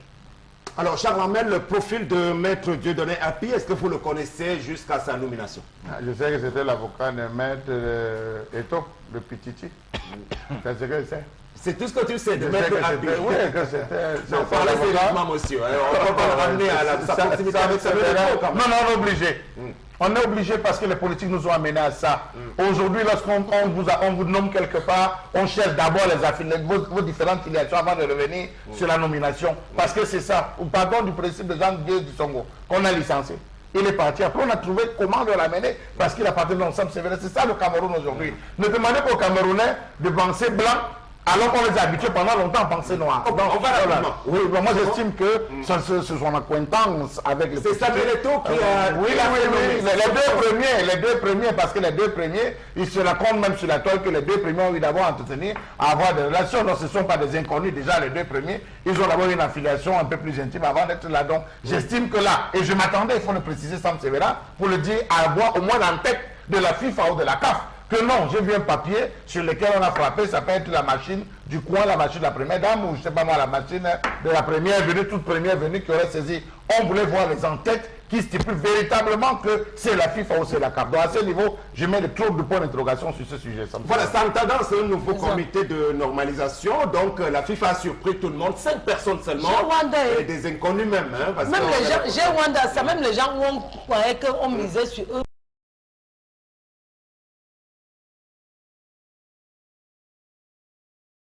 Comme ça dans la vie. Même Maître Api, là, je ne le connaissais pas avant. Pour dire vrai. C'est sur les réseaux sociaux que j'ai aussi vu. Avant de le voir sur les réseaux sociaux, il a d'abord vu à Equinox Télévision, en exclusivité. Parce qu'il faut dire vrai que c'est Equinox qui a commencé à parler de ça. Avant que les gens ne viennent pirater. Les reporters étaient sur eux, ils suivaient les actions minute by minute. Tu comprends, non, bonbon? Après Equinox, je me suis une fois connecté, je voulais voir clair dans cette affaire.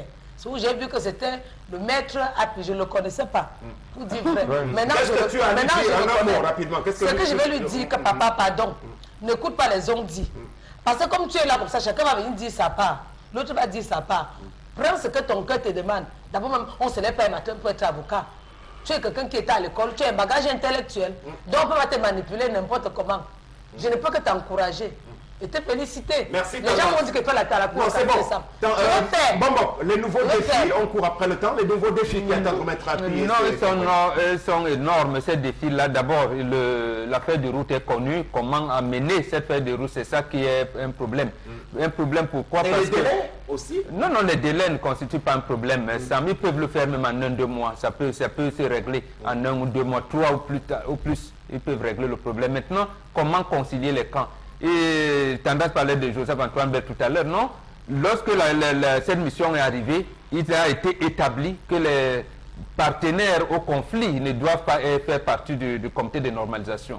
Donc, les principaux acteurs s'étaient mis à l'écart. Donc, on a donc... Tout le monde s'est planté parce qu'on évoquait beaucoup le nom de Joseph-Antoine Bert, Kadi, Patrick Mboma, tous les autres. On a donc pensé que pour assainir, d'abord, il faudrait écarter tout le monde et prendre les personnes neuves qui arriverait là. Maintenant, le problème principal, c'est que comment concilier les deux? Déjà, le camp d'Abdourahmane et de Nkoumvondo a commencé déjà à dire qu'ils vont récuser sa vice-présidente, qui était apparemment l'avocat de la FECAFOOT dans le litige qui opposait Nkoumvondo de Trois Filans de Ngaoundéré à la FECAFOOT. Donc, il va écrire à la FIFA d'abord sur le plan de la forme pour récuser ce comité de normalisation. Là, maintenant, sur le fond, le même Nkoumvondo a déjà apporté plus d'observations, d'amendements sur 42 articles.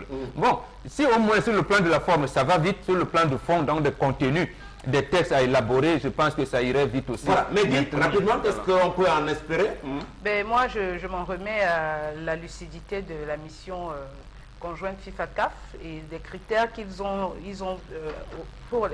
en fait, les critères qu'ils ont eu pour pouvoir faire cette nomination-là. Donc, on va dire tout simplement... L'indépendance, la neutralité, parce que personne parmi ces gens n'a de lien direct avec les affaires du football. Tout à fait. Ils ont carrément déjoué les pronostics parce qu'on voyait Joseph-Antoine Bell, on voyait M. Kadji, Gilbert, voilà. Donc, contre toute attente, c'est Dieudonné Api qui est président. Et l'un de leurs gros défis, ce sera de mettre sur pied le nouveau corps électoral. Alors, les gens dans les régions, départements et chefs-lieux de région qui viendront voter le nouveau président de la FECAFOOT, c'est là toute l'œuvre titanesque parce qu'il y aura des représentants de clubs fictifs dont il faudra s'en débarrasser aujourd'hui. Et surtout, l'ancienne équipe Charles Armel, de ceux qui sont partis, qui ne sont pas tout à fait partis et qui font feu de tout bois pour toujours espérer rebondir avec le même corps électoral à coup d'espèces sonnantes et trébuchantes. Donc, beaucoup de vigilance et beaucoup d'indépendance, messieurs. Vous êtes attendus au tournant de l'histoire. Cette fois-ci, ça doit marcher à tout prix. Et on vous y encourage en espérant que vous ne serez pas vous-même en train de vouloir tomber dans d'autres types de pièges. Voilà. On a 2 minutes pour la dernière info. La dernière info, donc, c'est une actualité qui fait le buzz avec l'artiste Petit Malo. Sûrement, ceux qui ne le connaissaient pas ont entendu parler de lui ce week-end. Cet artiste qui a commis une chanson intitulée Lego Camer, chanson dans laquelle il tire à boulet rouge sur des filles de différentes tribus camerounaises. Mais seulement, il a peut-être touché la mauvaise tribu, les Bamoun. Les Bamoun, donc, qui se sentent extrêmement offusqué du fait qu'il soit mentionné dans cette chanson. Je le cite, dans cette chanson, il estime que les filles Bamoun sont sales. Donc voilà, il a eu beaucoup de menaces et des promesses de représailles de la part de cette communauté-là. Et il ne fait que multiplier justement des messages d'excuses à leur endroit en vain. Je crois qu'il s'est bien planté, je dois le dire, parce que connaissant un tout petit peu... On peut peut-être avoir un extrait du clip si c'est possible. Bon, alors on n'a plus le temps malheureusement, peut-être en image, en fond sonore, rapidement. Ouais. Moi je connais les filles Bamoun, qui sont... Que les filles Bamoun, non. Ouais. Quand elles ne se lavent pas. Quand tu dis que va te laver, tu es pas te laver. Non, je vais encore expliquer. Elle va te seulement laver la face après mettre le parfum sur le corps. C'est archi faux. Mon petit, tu vas encore apprendre à chanter. Parce que... Quand je vais parler, on va dire que tu as insulté le niveau de l'esprit, je vais insulter, je vais me dénigrer. Ce que tu veux faire là, je n'accepte pas. Bamoun, Yaoundé, Bamileke, c'est les mêmes gens. Nous sommes tous en Afrique. Tu veux d'ailleurs diviser le pays, alors qu'on nous dit que le pays est indivisible. Si tu ne crois pas chanter, demande à tes supérieurs de te dire comment on chante. Ou qu'on a composé des chansons. Si tu veux, va le voir, il va t'aider à composer. Et si tu veux créer le buzz, c'est pas comme ça qu'on crée le buzz, mon petit. Voilà, on n'en dira donc pas plus sur cette information, tout comme on ne voudra pas diffuser cette image qui finalement, le clip, l'extrait, fait la controverse parce que nous avons beaucoup d'estime pour les filles et les femmes du Cameroun. Vraiment? La femme camerounaise qui est belle, plantureuse, intelligente, reconnue pour toute sa grâce dans le monde entier, elle ne mérite pas d'être vouée ainsi aux gémonies. C'est dommage pour ce jeune chanteur qui a donc mal choisi son couloir. Voici la suite de ce programme avec Interpellation.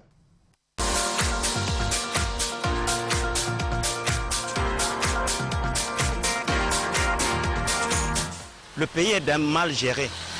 Ce n'est pas seulement, je ne voudrais pas parler du président, mais je parle de tout le monde, y compris, je ne sais pas ce que je peux dire, tout le monde. Parce que si on parle de la monnaie, la disparition de la monnaie, comment se fait-il que la monnaie disparaît maintenant? C'est le problème qu'il faut savoir. Qu'est-ce qui se passe? Si la monnaie là part où? Il faut que ce sont des étrangers, des expatriés qui viennent fabriquer de la monnaie, alors que nous-mêmes nous sommes là. C'est ça qui fait le problème, c'est le problème de la gestion. Il faut que le pays soit bien géré, que tout le monde s'attelle à faire son travail. Il ne faut pas laisser en disant tout simplement que non, c'est le président. Non, celui qui dit que le président est lui-même fait quoi? Le pays doit être géré par tout le monde.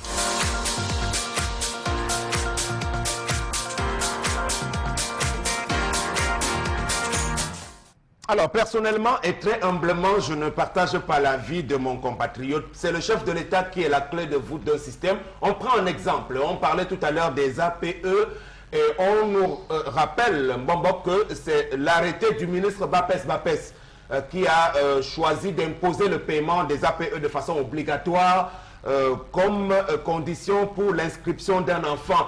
Or, il existait déjà un décret du président de la République qui rendait cette affaire facultative. Donc, si on a un bon président, il devait mettre un terme à cela, à cette cacophonie, pour dire que non, il y a déjà dans la hiérarchie des normes un décret présidentiel qui réglemente cette affaire au lieu de laisser faire et on est dans le désordre finalement. Je crois qu'il y a quelqu'un qui donne le rythme et c'est le président de la République qui a reçu tous les pleins pouvoirs pour cela. Voilà. Oui, je partage votre point de vue en m'inspirant même de l'exemple que le compatriote vient de prendre sur la monnaie, les pièces de monnaie qui manquent sur le marché. Qui d'autre peut mieux réguler ça que le chef de l'État? C'est lui qui a la police, y compris toutes les polices, la brigade financière, les brigades de recherche, ainsi de suite, ainsi de suite. Donc, c'est lui qui a négocié les accords de partenariat économique avec la Chine. Donc, si aujourd'hui nos partenaires au développement chinois viennent nous créer des problèmes de genre où la monnaie, les pièces de monnaie disparaissent, c'est le chef de l'État, ce n'est pas le citoyen lambda. Donc, c'est lui encore, le chef de l'État, qui peut décider aujourd'hui de demander à la coopération chinoise ou alors de mettre un terme, des limites à ce qu'on peut faire ou ce qu'on ne peut pas faire. Donc, il en est de même pour tous les secteurs de la vie socio-économique et culturelle du pays. Voilà, Charles Hamel, le compatriote, dit le pays est mal géré, c'est tout le monde qui, à son niveau, doit faire... Est-ce qu'il y a quand même un petit fondement à ça? Oui, Chef Sévérien, il y a un fondement. Moi, nous sommes en train de, chaque jour, à travers l'ensemble de nos émissions, nous décrions un ensemble de choses. Le chef de l'État fait confiance à certaines personnes qui ne veulent pas travailler. La preuve, ils sont là. Hein? Je crois que on a cité le cas de Jean de Dissongo, on a cité le cas de Félix-Antoine Samba. Il y a des cas qu'on passe le temps à signaler en disant, mais voilà, ici ça ne va pas, il faut réguler si ça ne va pas. Mais si la bonne information n'est pas relayée, acquis de droit au chef de l'État, voilà dans la situation dans laquelle on a l'impression que c'est lui, mais je pense qu'il a des services déconcentrés qui travaillent tout autour de lui, qui sont censés lui remonter la bonne information. Est-ce que vous êtes sûr qu'il a la bonne information? Rappelons-nous de l'affaire des émeutes. Moi, je suis sûr qu'il a la bonne information. Oui, vous dites vous êtes sûr. Rappelons-nous des émeutes de 2008. Rappelons-nous de différentes réactions qui avaient été les siennes lors des émeutes de 2008. Est-ce qu'il avait eu la bonne information? Je pense qu'il faut que le chef de l'État ait la bonne information. Sinon, que lui-même s'attelle maintenant fait le travail parce que lui aussi, il ne peut pas être partout. Et à la fois, ça me sévère. Donc je crois que si le ministre des Finances avait fait le constat de la rareté des pièces, si les responsables des impôts, les responsables des services déconcentrés avaient fait, on allait remonter l'information et je crois que des sanctions devaient être faites. Mais comme on a des responsables qui sont là, qui ne pensent qu'à une seule chose, défendre les idéaux du parti, dormir et se bourrer les poches, je crois que l'information ne peut pas être relayée. Regardons les dernières nominations qui ont été faites dans la préfectorale. Essayez d'analyser, vous allez comprendre. C'est pour ça que je dis qu'il faut véritablement que ceux qui tournent tout autour du chef de l'État lui donnent les bonnes informations. Oui, tendance, peut-être qu'il voulait dire, notre ami, que le président, comme le rappelle Charles Hamel, ne peut pas mettre un policier derrière chacun d'entre nous. C'est parce que ça, oui. Nous les Camerounais, on aime le fouet. Je vais pousser mon père à donner l'autorisation qu'on vous foute matin, midi, soir. Parce que vous aimez vivre sous pression. Et comme vous voulez la guerre, quand je parle de la guerre, ça ne veut pas dire qu'on va retirer les armes, non. Comme vous voulez la bastonnade, on va vous donner.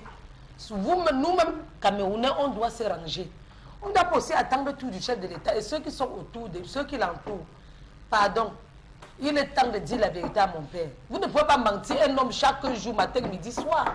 On vous envoie sur le terrain, vous faites telle chose, vous ne faites pas, vous venez mentir à papa. Maintenant, non, je vais l'écrire sur Facebook, inbox, j'ai son Facebook.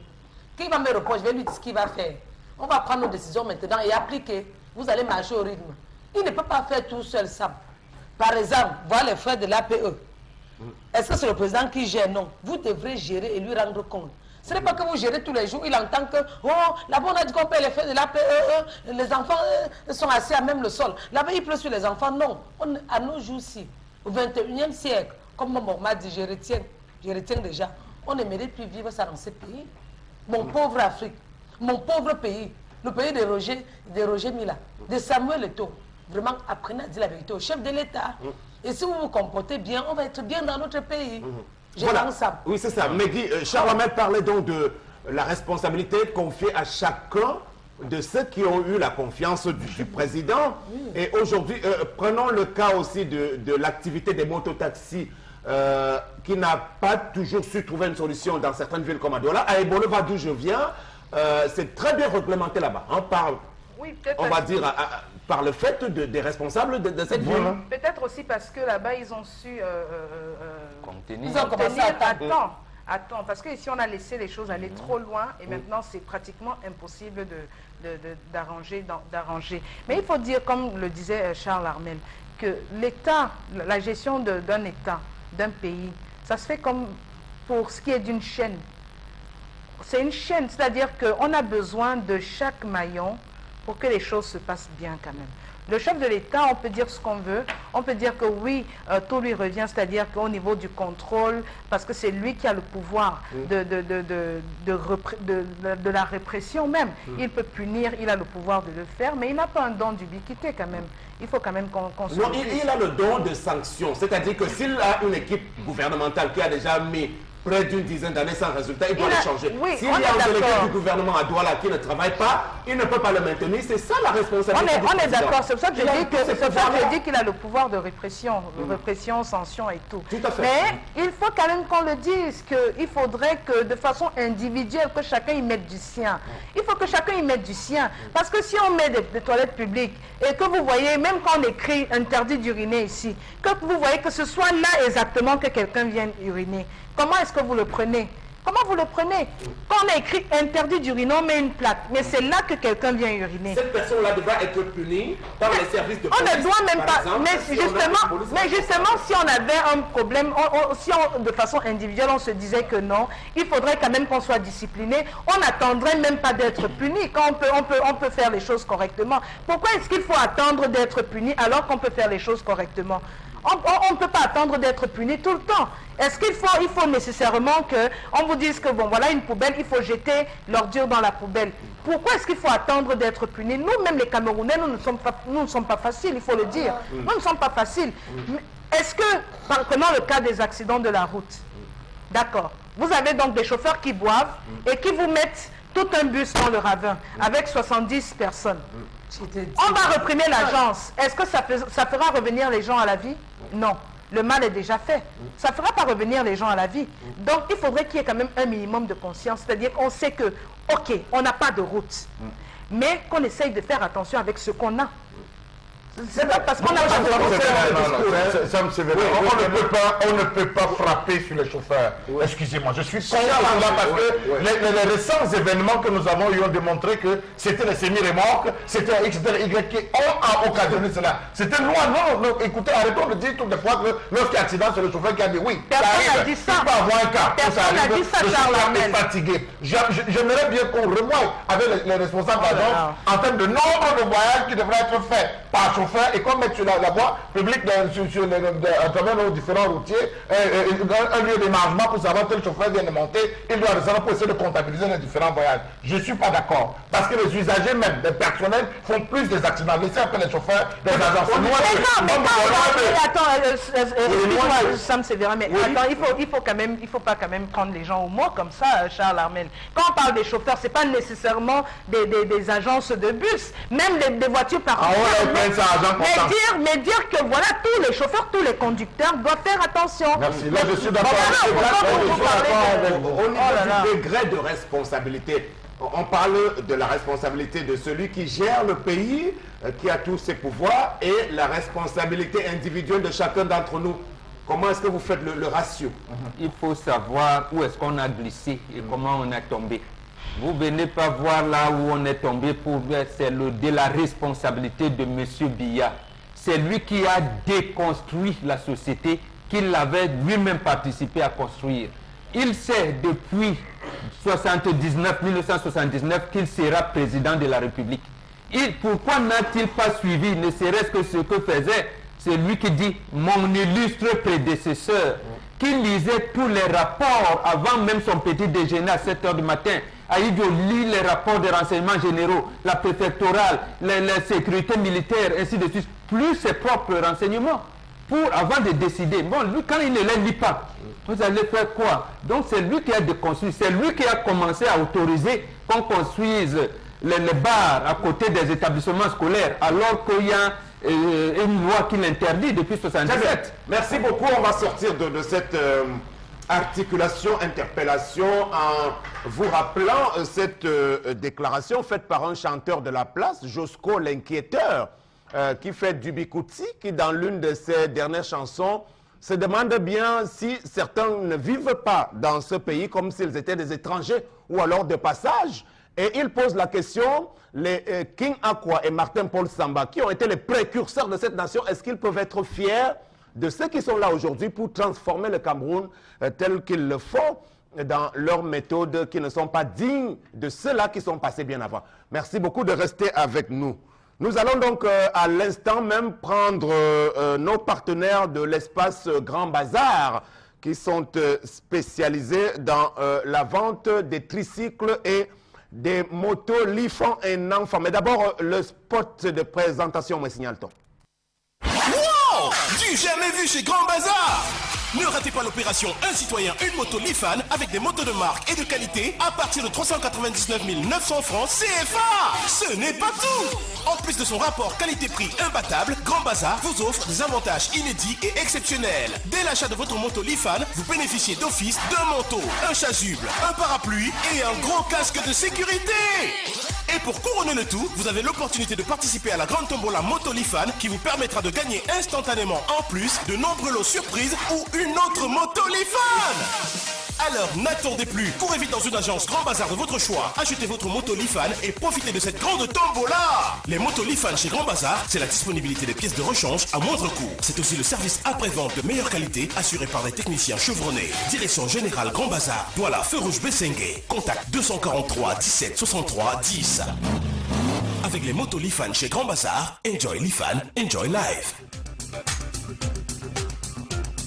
Voilà, tout est pratiquement dit donc dans cet élément qui nous renseigne à suffisance sur les possibilités offertes par la maison Grand Bazar sur ces matériels. Consti Lamine, bonjour. Oui, bonjour Sam Stévéran et bonjour à nos nombreux clients qui accueillent encore ce matin le concept Salak avec son partenaire majeur et privilégié, la société Grand Bazar, Sarl, spécialisée donc dans la vente des motos Lifan et des tricycles Lifan et Bazar. Alors ce matin, nous sommes encore là pour appeler à tous ceux qui traînent encore le pas de bien vouloir se rendre rapide dans toutes les agences Grand Bazar afin d'avoir bien sûr cette magnifique moto qui a été donc présentée à travers ce spot que vous avez à moins de 400 000 francs, à savoir 399 900 francs. Vous avez droit à une moto Lifan Turbo de nouvelle génération. Et parlant bien sûr de ces motos Lifan Turbo, je rappelle que le stock est en train de s'épuiser. Alors, chers téléspectateurs, ne traînez surtout pas le pas. Vous n'avez pas assez d'argent, allez dans n'importe quelle agence Grand Bazar, payez petit à petit et récupérez votre moto après le paiement intégral de votre montant qui est moins de 400 000 francs pour ce qui est de la moto Lifan Turbo et qui vous permettra également de repartir avec une seconde moto à travers un grand tirage qui vous permettra aussi de gagner plusieurs autres lots. Et rappelez également que Grand Bazar, ce n'est pas uniquement la vente des motos Lifan, c'est également la vente des tricycles. Et quand on parle bien sûr de tricycles, on parle bien sûr des tricycles Lifan, on parle bien sûr des tricycles Bazar de nouvelle génération qui sont aujourd'hui appelés des véritables mini-camions. Je dis bien des véritables mini-camions. Vous les avez à partir d'1 million de francs. Ça veut dire avec moins d'1 million de francs, vous avez droit à un tricycle Lifan ou Bazar. Vous avez également des tricycles qui sont vendus à plus de 2 millions de francs que vous retrouverez aujourd'hui à Grand Bazar à moins d'1 300 000 francs. Je dis bien des tricycles qu'on vendait à 2 millions de francs. Vous les avez aujourd'hui à partir d'aujourd'hui, vous les avez à moins d'1 300 000 francs du côté bien sûr des agences Grand Bazar du Cameroun. Nous allons tout de suite parler également, bien sûr à présent des caractéristiques parce qu'on ne saurait acheter un produit sans le connaître. On ne saurait acheter un produit sans le maîtriser. Voilà pourquoi je suis donc là pour parler des caractéristiques de ces tricycles-là. Ce sont des tricycles de nouvelle génération. C'est des tricycles dotés d'un moteur 200 cc.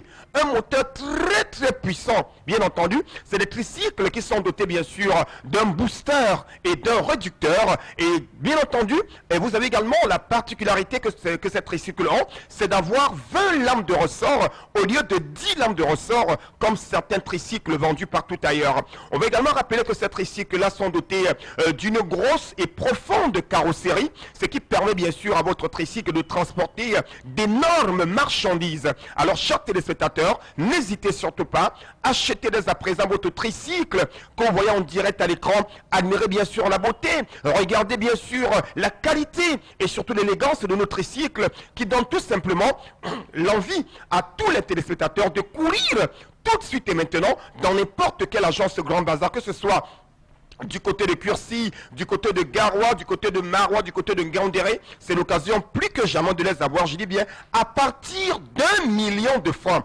Donc vous avez les tricycles qui coûtent moins d'1 million de francs, des tricycles d'1 million 100 quelque chose, des tricycles d'1 million 300 000 à des prix vraiment imbattable. Donc Grand Bazar, c'est aujourd'hui le véritable Salaka. Et je ne saurais partir ce matin, chers téléspectateurs, sans m'adresser à mes amis de Kumba, à mes amis de Tico, avec my combi them. Vous n'avez pas une canne à tricycle. You want buy some 500 tricycle. Just go, just for that stuff for Kumba, for that stuff for Buya, for Mutengene. You go get your tricycle Grand Bazar. Because that tricycle overthrown. It's not sauté.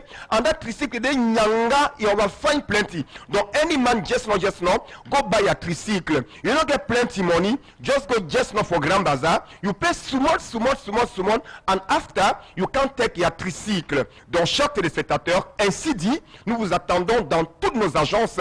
Et je vais également interpeller toutes les entreprises qui nous regardent en ce moment. Une grande opportunité, une offre exceptionnelle pour les entreprises qui nous regardent en ce moment. Vous êtes une entreprise camerounaise ou étrangère, n'hésitez surtout pas. Vous avez besoin d'un tricycle pour vos livraisons, d'un tricycle pour transporter vos marchandises. Alors nous vous invitons dans les agences de Grand Bazar et vous avez la possibilité de payer, de prendre le tricycle et de payer après 2 mois parce que Grand Bazar veut accompagner toutes les entreprises du Cameroun. Grand Bazar, je dois le rappeler, la direction générale et la principale boutique à Douala située au lieu dit Feu Rouge Bessengue à la descente vers le rond-point d'Aïdo pour ceux qui ne le savaient pas. Et puis on rappellera également l'opportunité que vous avez de bénéficier des pièces de rechange qui sont en totalité et d'un service après-vente pendant toute la durée de ce que vous avez pu obtenir de ce côté. Merci beaucoup, Constellamine. On va regarder à nouveau le spot de présentation qui clôture cette présentation.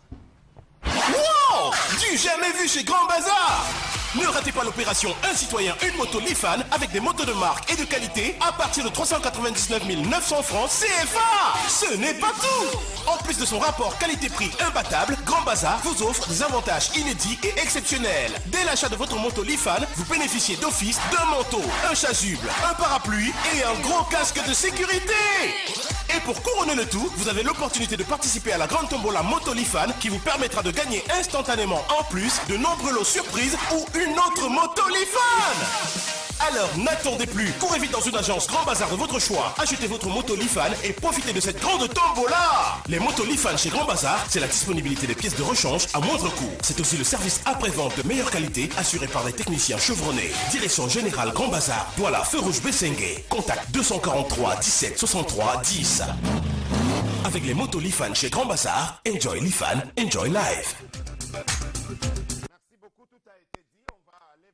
Dernière ligne droite de ce programme, le zénith de ce lundi 11 septembre, mesdames et messieurs, en rappelant que les pluies commencent à tomber abondamment dans la région du sud.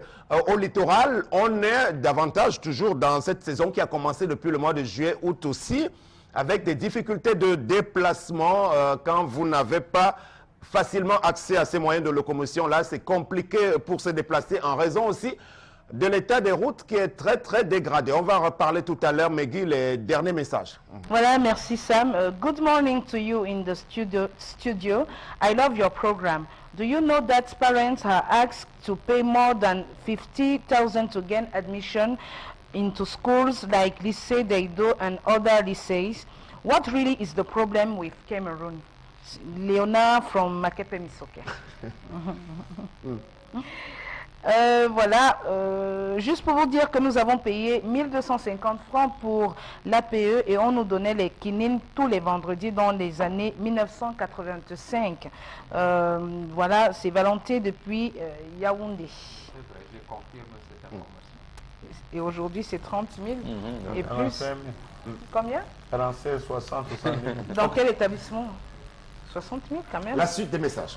Je me pose toujours la question pourquoi on doit être obligé de payer les frais d'une association dont on ne fait même pas partie, puisque ce sont les élèves qui payent l'APE. Or, ils ne font pas partie juridiquement. Je pense que cela ne tient pas du tout Joe de Douala.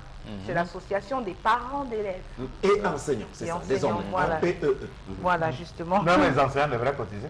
Oui, tout à fait. Parce qu'il y a aussi l'association, ils devraient cotiser.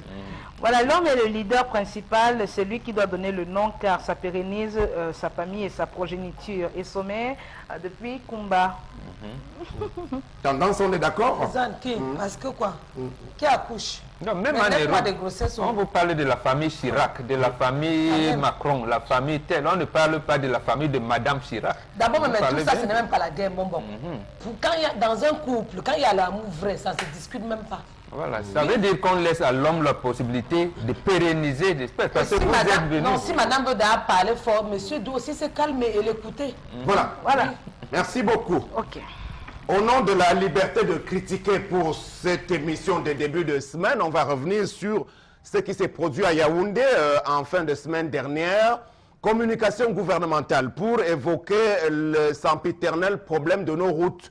Aujourd'hui, le réseau routier camerounais qui est en état de délabrement très nettement avancé à l'absence d'une politique pérenne. Il n'y a pas eu de vision dans ce sens-là puisque pour ne prendre que l'axe de la nationale numéro 3, Douala-Yaoundé, ça date d'une très vieille époque et il n'est plus possible de contenir tout le flux de cette circulation. On n'y a donc pas pensé et dommage, on est rentré là de plein pied dans de l'amateurisme pur et ce, quoi que puissent en dire les officiels de la République. Il y avait donc autour de Issa Chiroma vendredi dernier beaucoup de responsables du ministère des Travaux publics. On a même parlé un peu de protection civile. Il y avait une dame du nom de Yap Mariatou qui est venue tenir un assez beau discours en matière de protection civile hébergé au ministère de l'administration territoriale en cas de survenue de ces accidents-là, mais avec très peu de concrétisation effective. Sur l'entretien confortatif dont on a parlé, nous avons fait ces axes ce week-end. C'est totalement encore inexpérimenté. On attend de voir ce que Nganou Djoumessi nous avait promis à grand renfort.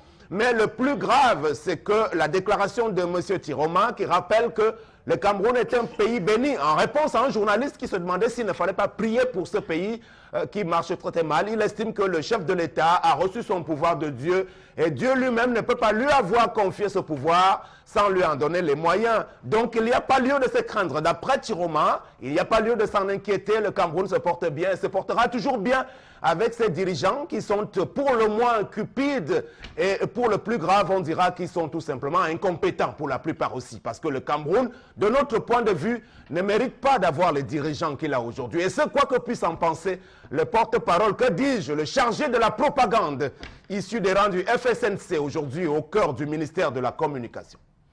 Merci beaucoup, c'était le Zénith de ce lundi. Très bonne journée.